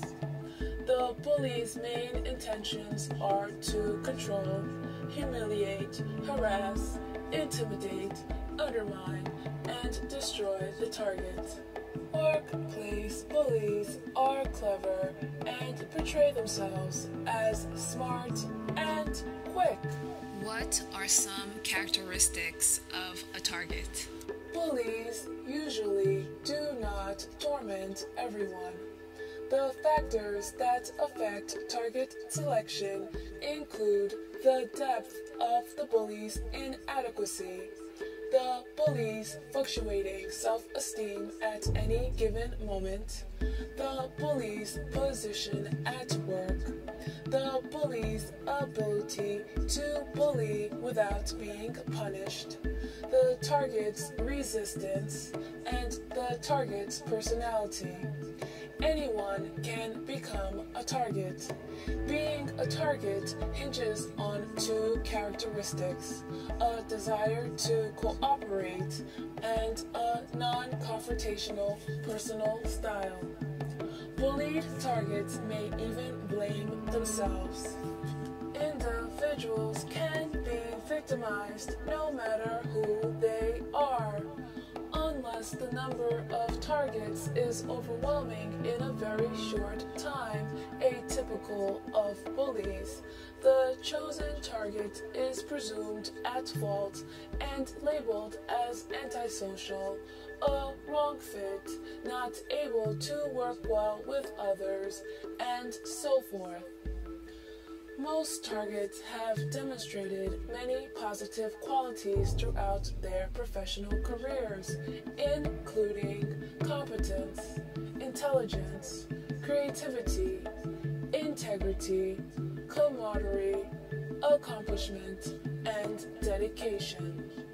Targets are mostly people Goldman described as emotionally intelligent. In general, those who may become targets have learned to work things out. They examine their own behaviors and correct their behaviors when they have made a mistake. Targets are often high achievers, which makes the bully feel inadequate and jealous. Office mobbing is not isolated to gang stalking, but it is definitely part of the gang stalking campaigns. It's helpful for TIs and members of the audience who have experienced office mobbing to have an idea of the elements that come into play. Oftentimes, the focus is on finding what the victim did wrong or lacked that caused them to be targeted. Then the focus is on diagnosing and fixing the victim. Despite the good intentions, this promotes a blame the victim mentality. It's like saying to the victim, "What did you do to get bullied? Whatever it is, stop doing it and the bullying will stop." This may cause the victim to blame themselves and look for things that are wrong with them when it is the bully who caused the incident. Not all victims are perfect, and self-examination is a good thing, but don't forget that bullies initiate and maintain abusive relationships. The bully often uses deceptive methods that prevent the victim from realizing what is happening until it's too late to effectively defend against the attacks. This overview gives victims of office mobbing a more comprehensive view of what is happening and some reasons why. Most of the time, it isn't the victim's fault, and the victim needs to know that. It's important to note that the effects of gang stalking go past the TI. Just like office mobbing affects the whole office, gang stalking affects society as a whole. Most TIs are functional members of society who have bills to pay like everyone else. But when gang stalking prevents a TI from earning a living, it becomes harder for a TI to meet these obligations. The time a TI wants to dedicate to working and taking care of their responsibilities is stolen by the gang stalkers. They have to constantly keep an eye out for the perps and can do little about the covert attacks on their career. Eventually, a TI will have difficulty paying their bills. Rent is late, loans are defaulted, cars are repossessed, among other things. The people and companies on the receiving end don't get paid. A TI could be a responsible person, but the goal of a campaign is to make a TI look bad. The gang stalkers could care less about the inconveniences to those whom the TI has to pay, and may even try to enlist them in the campaign by fostering resentment over the TI's inability to repay. However, the perps try not to bring too much attention about their role in ruining the TI's financial stability. Gang stalkers have also used their own workplaces to terrorize TIs. Bad customer service, intentionally delayed services, or attempts to run the TI out of stores are common. Gang stalkers also try to get the TI to fight or argue with them when a TI is trying to make a purchase. This is the perps' total disregard for their workplace. They would prefer to have a good laugh with other gang stalkers over agitating the TI rather than maintaining the business's good reputation. While some customers may not notice, others may see something is wrong and side with the TI, even if they don't say anything. Customer service representatives who engage in gang stalking at work can drive away customers as well as increase the amount of complaints or bad reviews that a business receives. Furthermore, TIs have reported that members of the criminal administration system have been involved in the campaigns. This is a gross abuse of authority and is done on tax money. False accusations, malicious prosecutions, denial of police protection, among other things, are common in gang stalking. The public's money should go towards protecting innocent people, not terrorizing them. When the criminal administration system is creating criminals instead of catching criminals, communities enter a lawless state ruled by malicious mobs. So you're forced into a system of unwanted pursuit? Here's some survival tips. There is much confusion about aggressive and assertive behavior. Sometimes people behave aggressively while believing that they are being assertive. Let's try to sort out the differences. The following comes from Assertive, Not Aggressive by Assertive Morano. Power is a constant player in interpersonal relationships, and the path to power is not dominance over others, but the ability to speak up for one's self. The key distinction is the difference between aggression and assertion. Bullies don't just pick on anybody. Oh sure, in kindergarten they do, but very early on, by about the 3rd grade, bullies learn to target their attacks, singling out specific people to prey on. They engage in a kind of shopping process to find people they can control. Research has shown that those who are victimized by bullies radiate a certain kind of vulnerability. They lack the ability to stand up for themselves. One reason bullies get away with their abuse of power is that they choose those who are unable to assert themselves or defend themselves even when picked on. The tragedy is that no one comes to their aid because the inability to stand up for oneself makes everybody very uncomfortable. Self-assertion is a basic skill in life. Assertiveness means being able to make overtures to other people, to stand up for oneself in a non-aggressive way, to speak up when others make demands, and to make suggestions or requests to others in a group. For some people, assertiveness requires overcoming psychological traits such as extreme passivity, sensitivity to criticism, anxiety, insecurity, and low self-esteem. The real first step towards assertiveness is self-confidence. You develop self-confidence only one way, through the experience of effectiveness in the world. You have to rack up some successes all your own in specific domains of experience. These commonly encompass friendships and other social relationships, academic or work achievements, appearance or style, the cultivation of physical or athletic ability, and moral or ethical vicissitude. Competence in any domain is not a given. It takes work at developing skills. It is also necessary to develop basic communication skills, leading, offering positive suggestion to peers or colleagues. For example, I have a fun idea. Asking questions in a friendly way.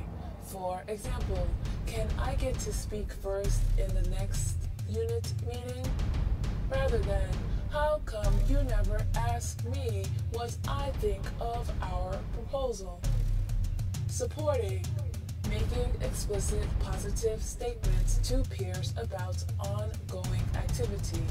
For example, wow, we've got a really strong action plan for the next meeting, don't we?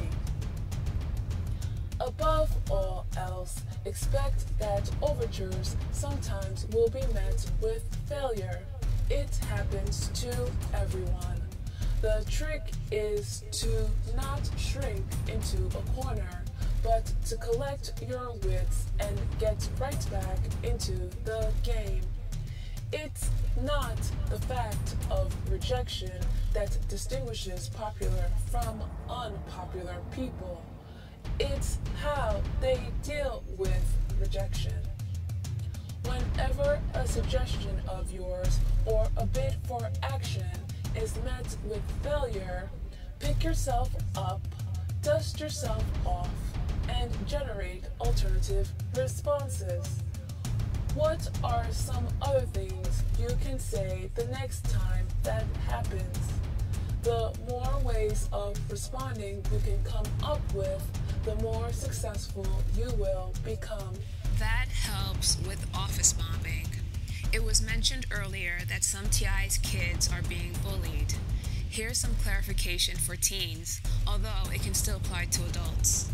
The following comes from assertive versus aggressive, helping your teen understand the difference by Military School Alternatives. Being aggressive and being assertive are often confused because of different points of view. Being assertive can be healthy and positive, but being aggressive definitely is not. Why are some teens aggressive? An aggressive teen stands up for himself in ways that violate the rights of others. It can involve actions like pushing, hitting, biting, kicking, and hair pulling, or it can involve much more dangerous acts like stabbing, shooting, and rape.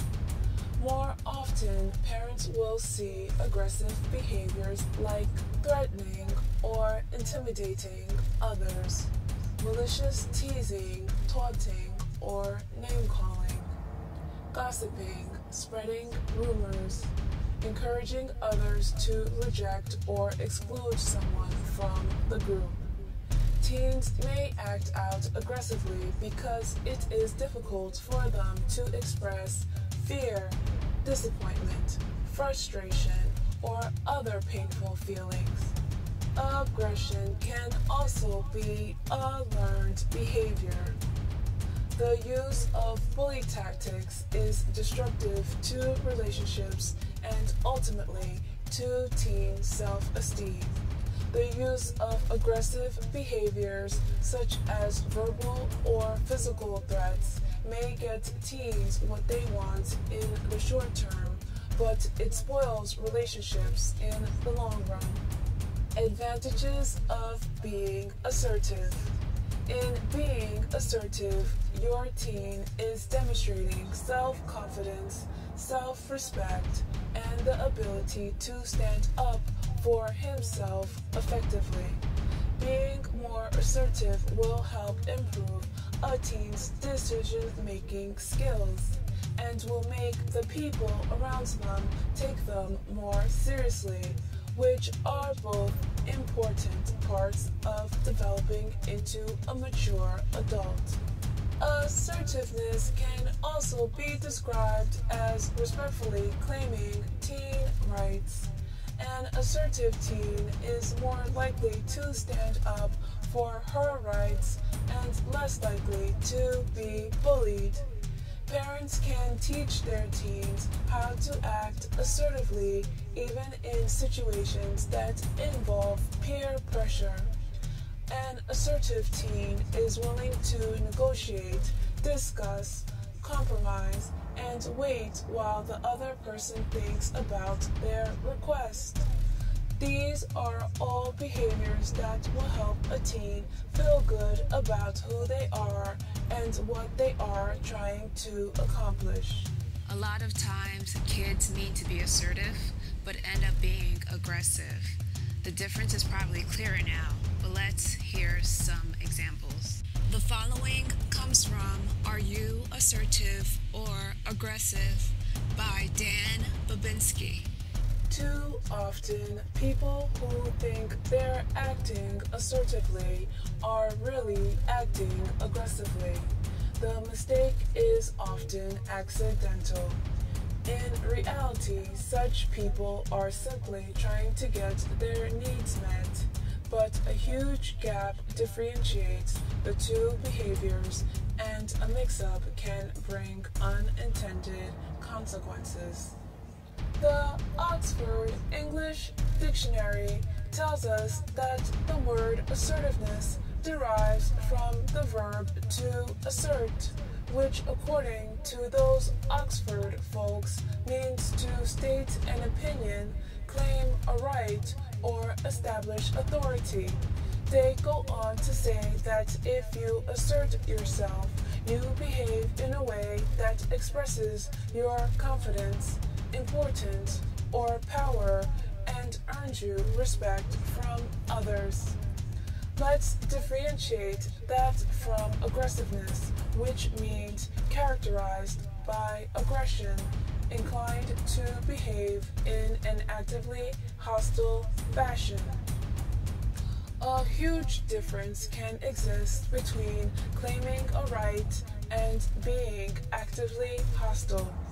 Which approach brings better results?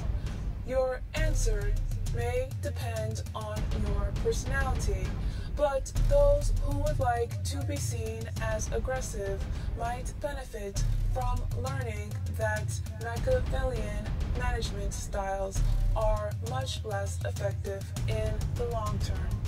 Essentially, think of assertiveness as being firm but polite. It's a mindset that says, I want to win, but I'm not going to walk over you to do it. I'm going to respect what you want and work to help you win also. Aggressiveness, on the other hand, is firm but impolite. The aggressive person says, I'm going to win, and I don't care if you get what you want. Milder forms are more ambivalent. I don't care whether or not you get your needs met. Full court press aggressiveness wants the other person to lose no matter what. By the way, non-assertiveness is polite, considerate of other people's perspective, but not firm. That is, unwilling to stand up for one's own needs.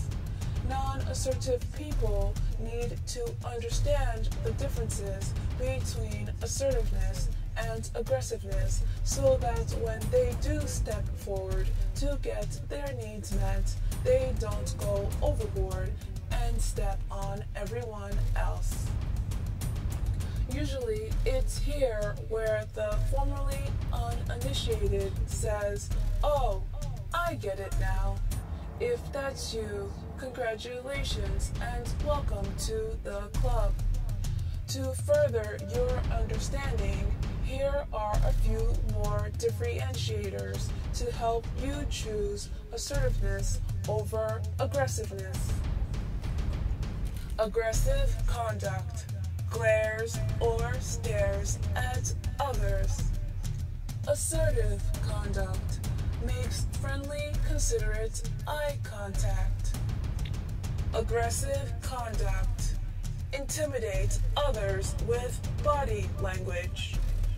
Assertive conduct shows confident body language that matches the message. Aggressive conduct has an air of inflexibly my way or the highway. Assertive conduct states one's needs but generally considers other perspectives. Aggressive conduct strives to control others. Assertive conduct strives to listen and work with others. Aggressive conduct consider other perspectives only when demanded to do so. Assertive conduct considered others' perspective without needing to be asked. Aggressive conduct values one's self more than others. Assertive conduct values self as an equal to others. Aggressive conduct will intimidate or even hurt others to avoid being hurt. Assertive conduct tries to hurt no one, including self. Aggressive conduct reaches goals usually on the back of others. Assertive conduct strives to reach goals and help others reach their goals too. In many ways, assertiveness means standing up for oneself without walking over other people. Those who have been aggressive can gain assertiveness by exercising higher levels of consideration for other people's point of view. This means developing a genuine desire for listening and not trying to figure someone out by osmosis. For those who have been non-assertive, assertiveness can be gained by standing up for your own point of view. Politeness combined with firmness. This is seeking to get your needs met without backing down, yet not crossing the line or walking on other people's needs, which is falling into aggressiveness. Patience must be developed. Human nature must be considered.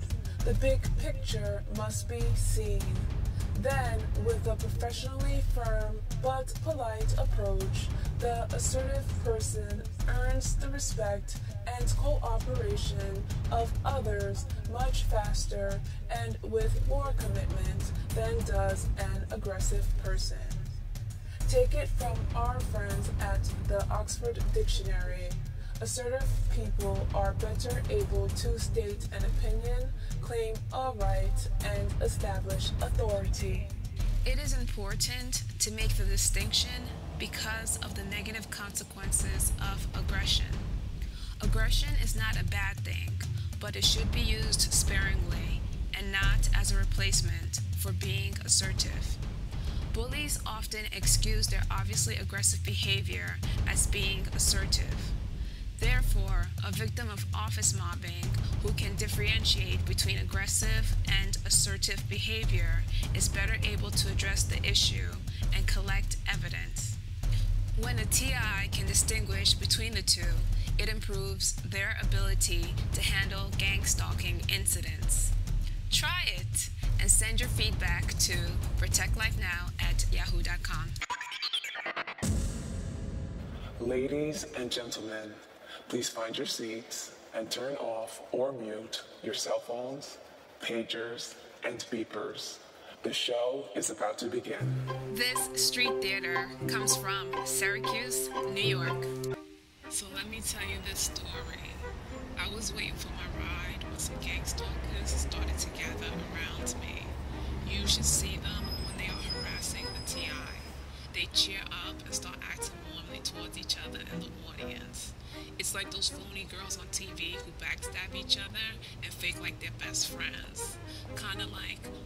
"My dear, it's so nice to see you.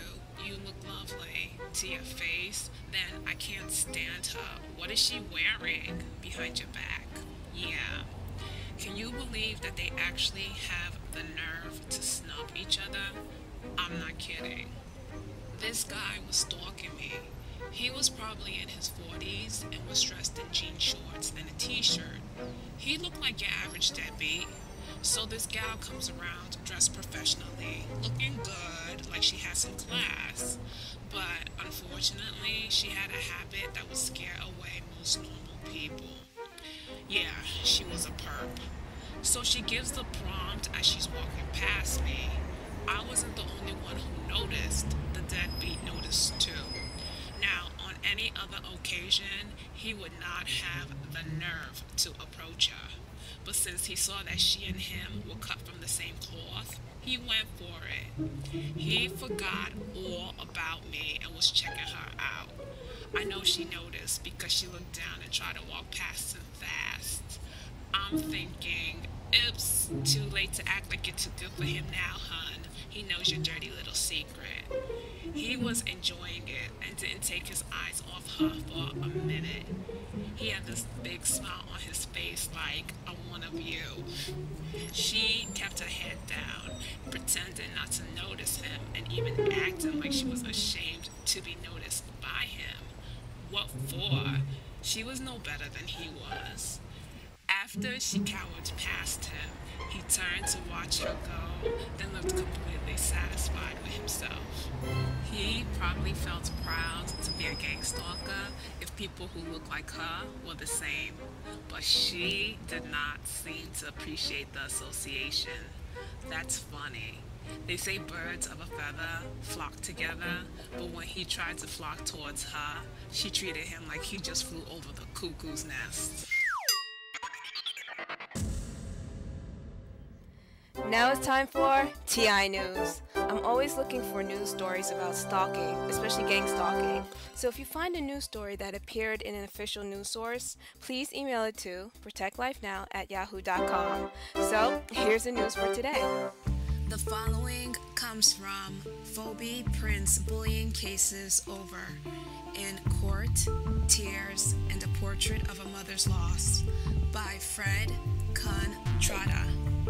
A bullying case that drew international attention after 15-year-old Phoebe Prince committed suicide came to a close Thursday as 3 teens admitted to misdemeanor counts and a final charge was dropped against a 6th defendant.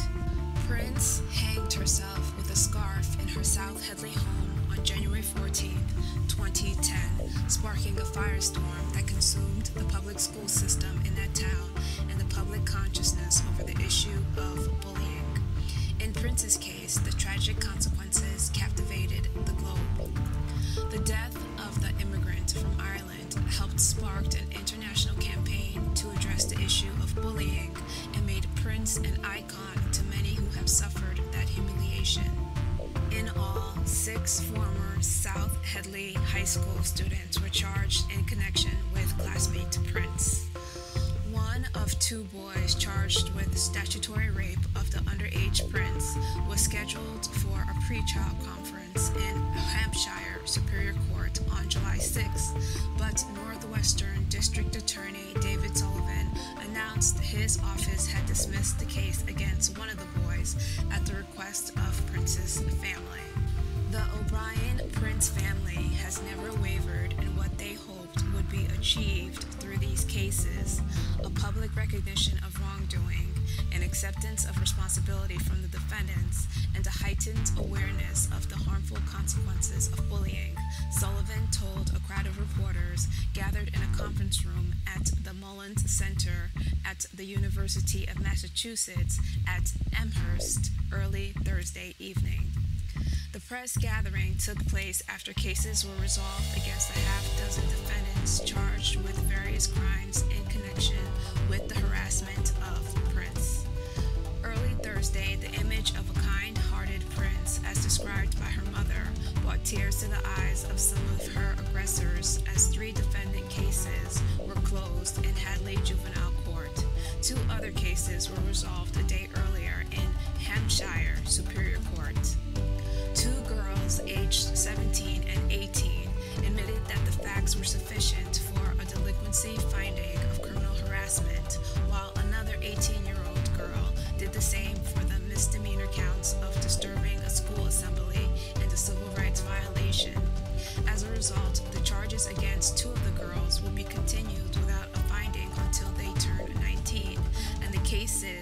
against the other girl until her 18th birthday. After that time, the cases will be dismissed. A number of other charges against the three were dismissed as well as a result of their agreements. The maximum penalty for conviction on the delinquency charges would have been commitment to the Department of Youth Services. As she did Wednesday when two other defendants reached similar agreements on criminal harassment counts in Hampshire Superior Court, Anne O'Brien, Prince's mother, read compelling statements that painted a vivid picture of her daughter and the grief O'Brien has endured since losing her. Two of the girls harassed Prince in the classrooms and hallways of the high school because of the rumors that Prince was romantically involved with one of the girls' boyfriend, according to prosecutor Stephen E. Game. One of the girls taunted Prince at the urging of the other girl's boyfriend, who was the male defendant and had also been involved with Prince, Gang said. Their actions, along with those of the boyfriend and girlfriend, made life at school intolerable for Prince in the weeks leading up to her suicide, according to O'Brien. A distraught O'Brien stood up in the court 3 times, Thursday addressing each of the defendants' cases separately. Of one of the girls, she said she terrified my daughter by her anger and physical aggression. Phoebe walked between people in the hallway in case she jumped her. O'Brien compared one girl's threat that she wanted to fight Prince to her daughter's embrace of another student who was having difficulties in school and at home. "I'm so proud of my daughter," she said. "It was a challenge for her to make it through each day without coming to harm." One of the girls who admitted to harassing Prince and was charged with throwing a soft can at her from a car was the only defendant who took responsibility for her actions, O'Brien said, telling the court that the two of them met Wednesday at the girl's request. "She had been asking to meet with me," O'Brien told Judge Daniel J. Swords. "It showed a lot of courage. I'm very satisfied that the accountability and genuine remorse I had been asking for was offered to me by the girl." The girl and her mother wept while O'Brien spoke. One of the other girls also cried when O'Brien read the statement during her disposition. According to the evidence presented by Gang at the 3 court sessions, Prince lived in almost constant terror at school during the last week of her life. One of the girls assailed her in class in front of other students, and the other girl's threats shook her up so much that Prince skipped classes and went to the school nurse. Another girl made disparaging remarks about Prince outside the school auditorium and threw a can at her while Prince was walking home on the day of her suicide, Gang said. When one of the girls called the male defendant to tell him what she had done, he replied, "Good job," Gang said.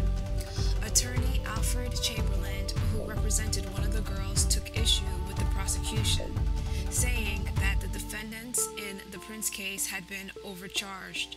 Chamberlain called the plea agreement an acknowledgement by the Northwestern District Attorney Office that felony indictments were not warranted. Chamberlain also said that his client had been demonized in the minds of the American public. Sullivan said Prince's mother and father worked with the district attorney's office throughout the investigation and regarded her prosecutors with mercy, compassion, and understanding.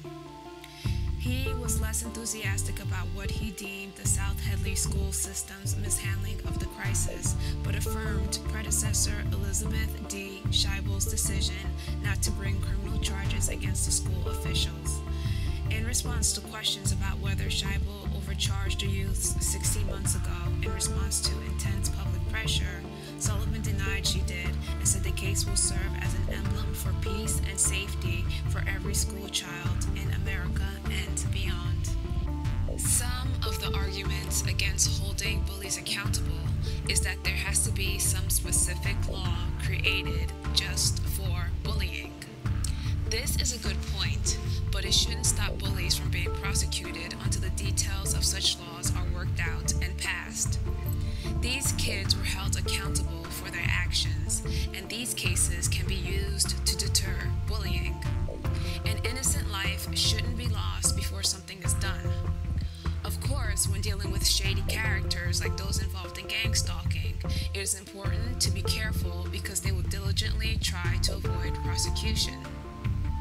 But this shouldn't be an excuse to do nothing. There may be some challenges to prosecuting gang stalkers, but the main one is that it's not being seriously investigated. Gang stalking borrows a lot from mobsters, street gangs, and drug dealers. If these rings can be infiltrated and broken up, then gang stalking could too. It's not the first multi-criminal operation. The groundwork for exposure is there. It just has to be adjusted to this particular crime.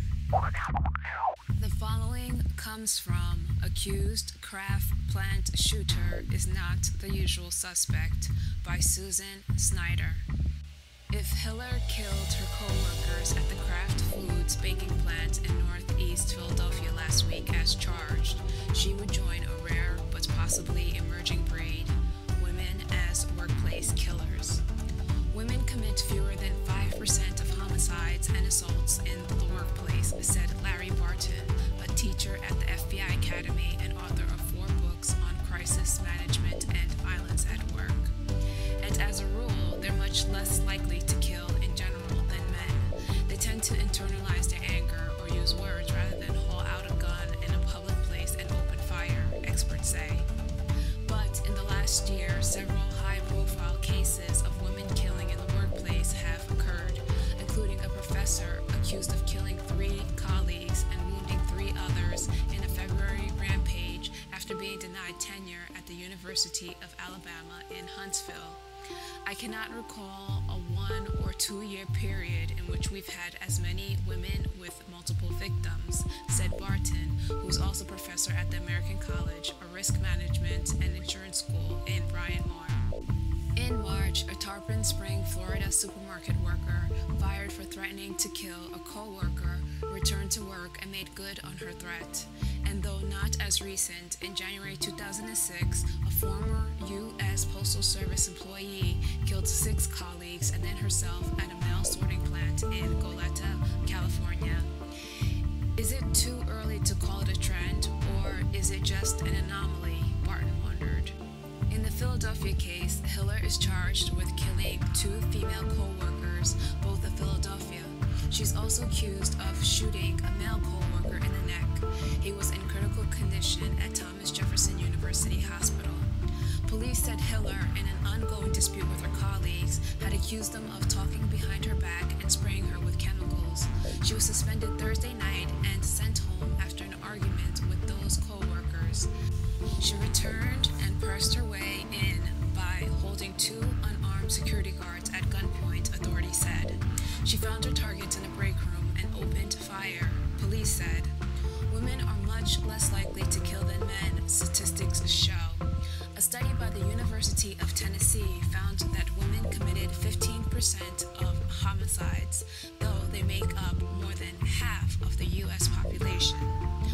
Women are much more likely to target spouses, intimate acquaintances, or relatives, the study also found. The following comes from Women's Alleged Shooting Spree, Rarity in Workplace Violence by David Lohr. She just had some run-ins with them and imagined different things that were going on that really couldn't be proven, a Kraft employee told NBC Philadelphia. The following comes from 2 Killed, Woman Arrested After Kraft Plant Shooting by ABC Action News. In regards to suspect Hiller, officials say, from time to time, this employee had run-ins with others. However, we don't believe she had a history of violent behavior. Last November, Hiller filed a complaint with OSHA saying that she was being sprayed with chemicals, including deer urine. Kraft responded that it investigated and the complaints were unfounded. A lot of employees won't make formal complaints about office mobbing because the complaint may be used against them or to make them look unstable. The report said that Hiller filed a complaint about the other employees and was escorted out after having an argument with these employees. Another Another report stated that her boyfriend said that she had spoken to him and said she had enough of what was happening. This appeared to be an ongoing issue in which she sought assistance. The company did investigate but said that the complaints were unfounded, and a different article quoted a colleague that said that Hiller had some run-ins with her co-workers and imagined different things that were going on that really couldn't be proven. Before learning more about office mobbing, it is easy to dismiss Hiller as a woman who just lost it. It would be easy to blame her for everything and dismiss her complaints. For the record, workplace violence, especially workplace shootings, are wrong. A victim should seek legal and non-violent ways to deal with office mobbing. The goal of sharing this is prevention. The Kraft food incident affected every co-worker, everyone who is employed, the families of those who were shot, whether or not they were bullies, the family of the shooter, and the rest of the nation. This did not have to happen. Workplace bullying does not have to happen. Office mobs must stop their selfish, inconsiderate behavior and realize that they are putting everyone at risk while they are the only ones enjoying their cruel games. If there was something in place to effectively address complaints of bullying, the Kraft food incident probably wouldn't have happened. Victims usually seek out assistance, and violence is a last resort. It is important for bullies to take note that their behavior can cost them their lives. The victims may experience something similar to battered person syndrome and lash out violently against the bullies. Here's some more information about the battered person syndrome. The following comes from Battered Person Syndrome by Wikipedia. The condition is the basis for the battered women defense that has been used in cases of physically and psychologically abused women who have killed their abusers. Defense lawyers used the syndrome to explain premeditation as follows. The woman could not leave the relationship due to learned helplessness, nor could they fight back when actually being attacked. In the face of increasing violence, the woman's belief was that the only way she could protect herself and her children was to eliminate the partner when he was more vulnerable, for example, while sleeping. Battered person syndrome was initially known as the battered woman syndrome. I mentioned earlier that the term Bullicide was coined when the connection between bullying and the victim's suicide was noted. Earlier, it was mentioned that a target is driven to helplessness and despair, impotence, and murderous feelings, and may have fantasies of killing a bully. There may be a link between workplace shootings that followed complaints of bullying and office mobbing. In that case, the term bullied workers syndrome may apply. Similar to battered woman syndrome, there is an element of learned helplessness as the victim receives little assistance with the bullying and may have difficulty finding a new job that fits into their lifestyle. Since an investigation may not lead to any findings, the victim may feel as if she or he can't fight back without the clear evidence that the covert abuse isn't allowing him or her to get. Remember that bullies try to dominate others, which means trying to take away the victim's personal power. Bullies also tend to get bolder the more they are able to blame and/or silence the victim. So the mobbing may get worse until the victim feels the only way to regain his or her power back is to eliminate the bully, hence the violence or shooting. Now, in gang stalking, one of the goals is to drive the TI to violence. By using this case as an example, you can see that when gang stalkers drive the TI to violence by using office mobbing, the negative effects ripple to the other segments of society. The following comes from Are You Being Bullied at Your Office by Tori Johnson. Good Morning America viewers flooded Tori Johnson with emails about how to deal with workplace bully after she talked about how to spot one and what to do.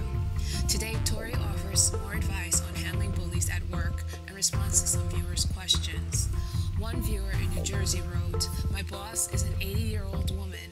She's extremely intelligent and driven. Her way of succeeding in a male-dominated industry has been to bully everyone from employees to vendors. She is very quick to fly off the handle and berate in front of others. Her favorite word is idiot." Every bullet point on the show applies in this situation. Calmly confront the bully with kindness. Obviously, she's in a difficult situation, especially in a small company where the boss is determined to follow her rules and nobody will tell her differently. My advice here is to try to kill her with kindness. Perhaps there's a moment of downtime when you can tell her that you admire the business she's built. There's no disputing that it's an incredibly successful business. Yet, there's one critical detail that you've been curious about. Why would someone who is so successful, at the top of her game, resort to name-calling and bully tactics when it accomplishes nothing? Tell her that you've always believed that you catch more flies with honey. Let her know that even at 80, it's never too late to change, and she should seriously consider the chance to leave a positive legacy in the industry. Again, calm, not confrontational. Worth a shot. I heard from Andrea, a 55-year-old single mother in Michigan. Just this month, I left my job of 9 years because of bullying. My boss did this to me constantly. This time, he didn't like the direction of the discussion. Before I could even finish the sentence coming out of my mouth, he told me, like a naughty child, to clock out and go home. Then my phone rang, and I answered it. He reached over the back of my chair, disconnected the call, took the receiver out of my hand, and said, "Leave." So I did, with all my things, leaving only my keys and badge. Leave a toxic culture. Many people emailed me to ask if it's okay to quit a job where the boss is a bully. They're worried about being seen as a coward or a quitter. Sometimes leaving is the best and the only solution. The critics may say that's giving in to the bullies. Those bullies would like nothing more than to see you cry uncle and quit. But instead of worrying what they may or may not think, do what you know in your head and your heart is best for you. Your mental health and self-esteem are far more important than any one position. As hard as it may be to pound the pavement, you can always get a new job, but it's far more challenging to rebuild your crushed confidence and your declining health. An accountant in Atlanta wrote, "It's as if you were talking about me. It isn't the words as much as it's the sigh, facial expressions, and hand gestures, utterly dismissive and demeaning in meeting after meeting. It's a constant in front of my colleagues and clients. I shake daily wondering what's worse, that she does this to me or that everyone turns a blind eye." Express support for coworkers. This is not a problem limited solely to the nearly 40% of workers who say they've been targets of bullying. This is a significant workplace challenge that all of us should care about. None of us should sit in silence. If you see something, say something. That doesn't mean gossiping or getting confrontational. Let someone know that you see what they're going through and you'll support them any way you can. Talk to management. When it's feasible, speak up to management about what you've witnessed. If you're concerned about pointing fingers, show them articles on the cost of bullying, related absenteeism, high turnover, and productivity loss. Since bullying is costly to the company's bottom line, that may cause them to take note. You can also suggest the introduction of company policies that support a healthy workplace. Contact lawmakers. Contact your lawmakers where bills may be pending on anti-bullying, healthy workplace legislation. If no such proposal has been introduced, make your opinions known if you feel strongly about the need for such laws.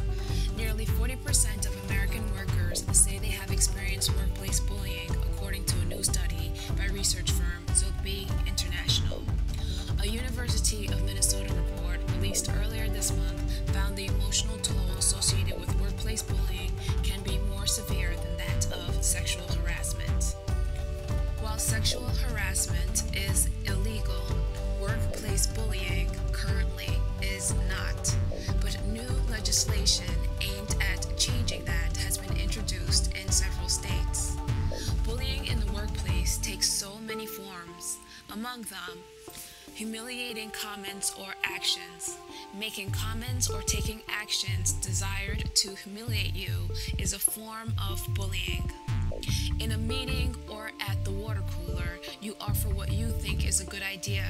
A bully smirks and calls you a moron. A bully laughs at you or mocks you in public. Excessive yelling. A boss can disapprove of your performance. A boss can be upset if you're repeatedly late. But none of that is an excuse to be a screamer, in private or in front of others. Yelling repeatedly is a bully tactic. Undermining your status at work. This includes withholding key information from you. Excluding you from an email distribution once could be an oversight. Doing it consistently or always intentionally leaving you out of meetings when you ought to be in the loop is the pattern of a bully. Failing to give credit. Just as damaging is failing to give you the credit you're due. If you're working diligently and producing results, but the boss or a colleague refuses to acknowledge you or your contribution on an ongoing basis, as if you simply don't exist, that's bullying. There are steps workers can take to stop bullies from continuing to target them. Stop it on the spot. If you can, nip it on the spot. People who bully do it because they can, and they won't stop until someone stops them. So if you're feeling strong, tell them firmly and directly, don't speak to me that way. I'm professional and cordial to you, and I expect the same in return. Walk away from a tirade. You can also walk away. As a child, you might have had to sit still and take it from an intimidating parent. Not so at work. Stand up and excuse yourself. I have to go to the restroom. I have an appointment. I need some water. This is especially useful if you're on the verge of getting emotional, which you don't want a bully to witness. Confront the bully calmly. When you've taken a breath and have had a chance to compose your thoughts, calmly confront the bully. Cite examples of the behavior that has been humiliating and demeaning and state that you expect it to stop. No name calling, just facts delivered in a reasoned manner. Document the abuse. Documenting bully behavior is really important. Without the facts of when, where, witnesses, and so on, all clearly spelled out in writing, you risk being brushed off as a petty complainer or a tattletale. You can sound like you're upset that someone is picking on you or that you're thin-skinned. Going to HR or a top manager is serious, and to be taken seriously, you want to present the facts. Facts are much more harder to dispute and to ignore than emotions, and by putting everything in writing as it happens, you're less likely to forget key details. Find a new job. If management doesn't help you, find a new job. No job is worth your mental and physical health or repeated blows to your self-esteem. You must control your sanity and your self-worth, and that sometimes means removing yourself from a culture or situation where you believe both are in jeopardy. Several states have anti-bullying legislation pending, but until workplace bullying is illegal, it's often costly and undesirable for targets to pursue legal remedies. While I wholeheartedly agree that no one should be driven out of their job because of a bully, finding another job makes a lot of sense in theory. In reality, most people don't have the time or the means to bring about prolonged legal action.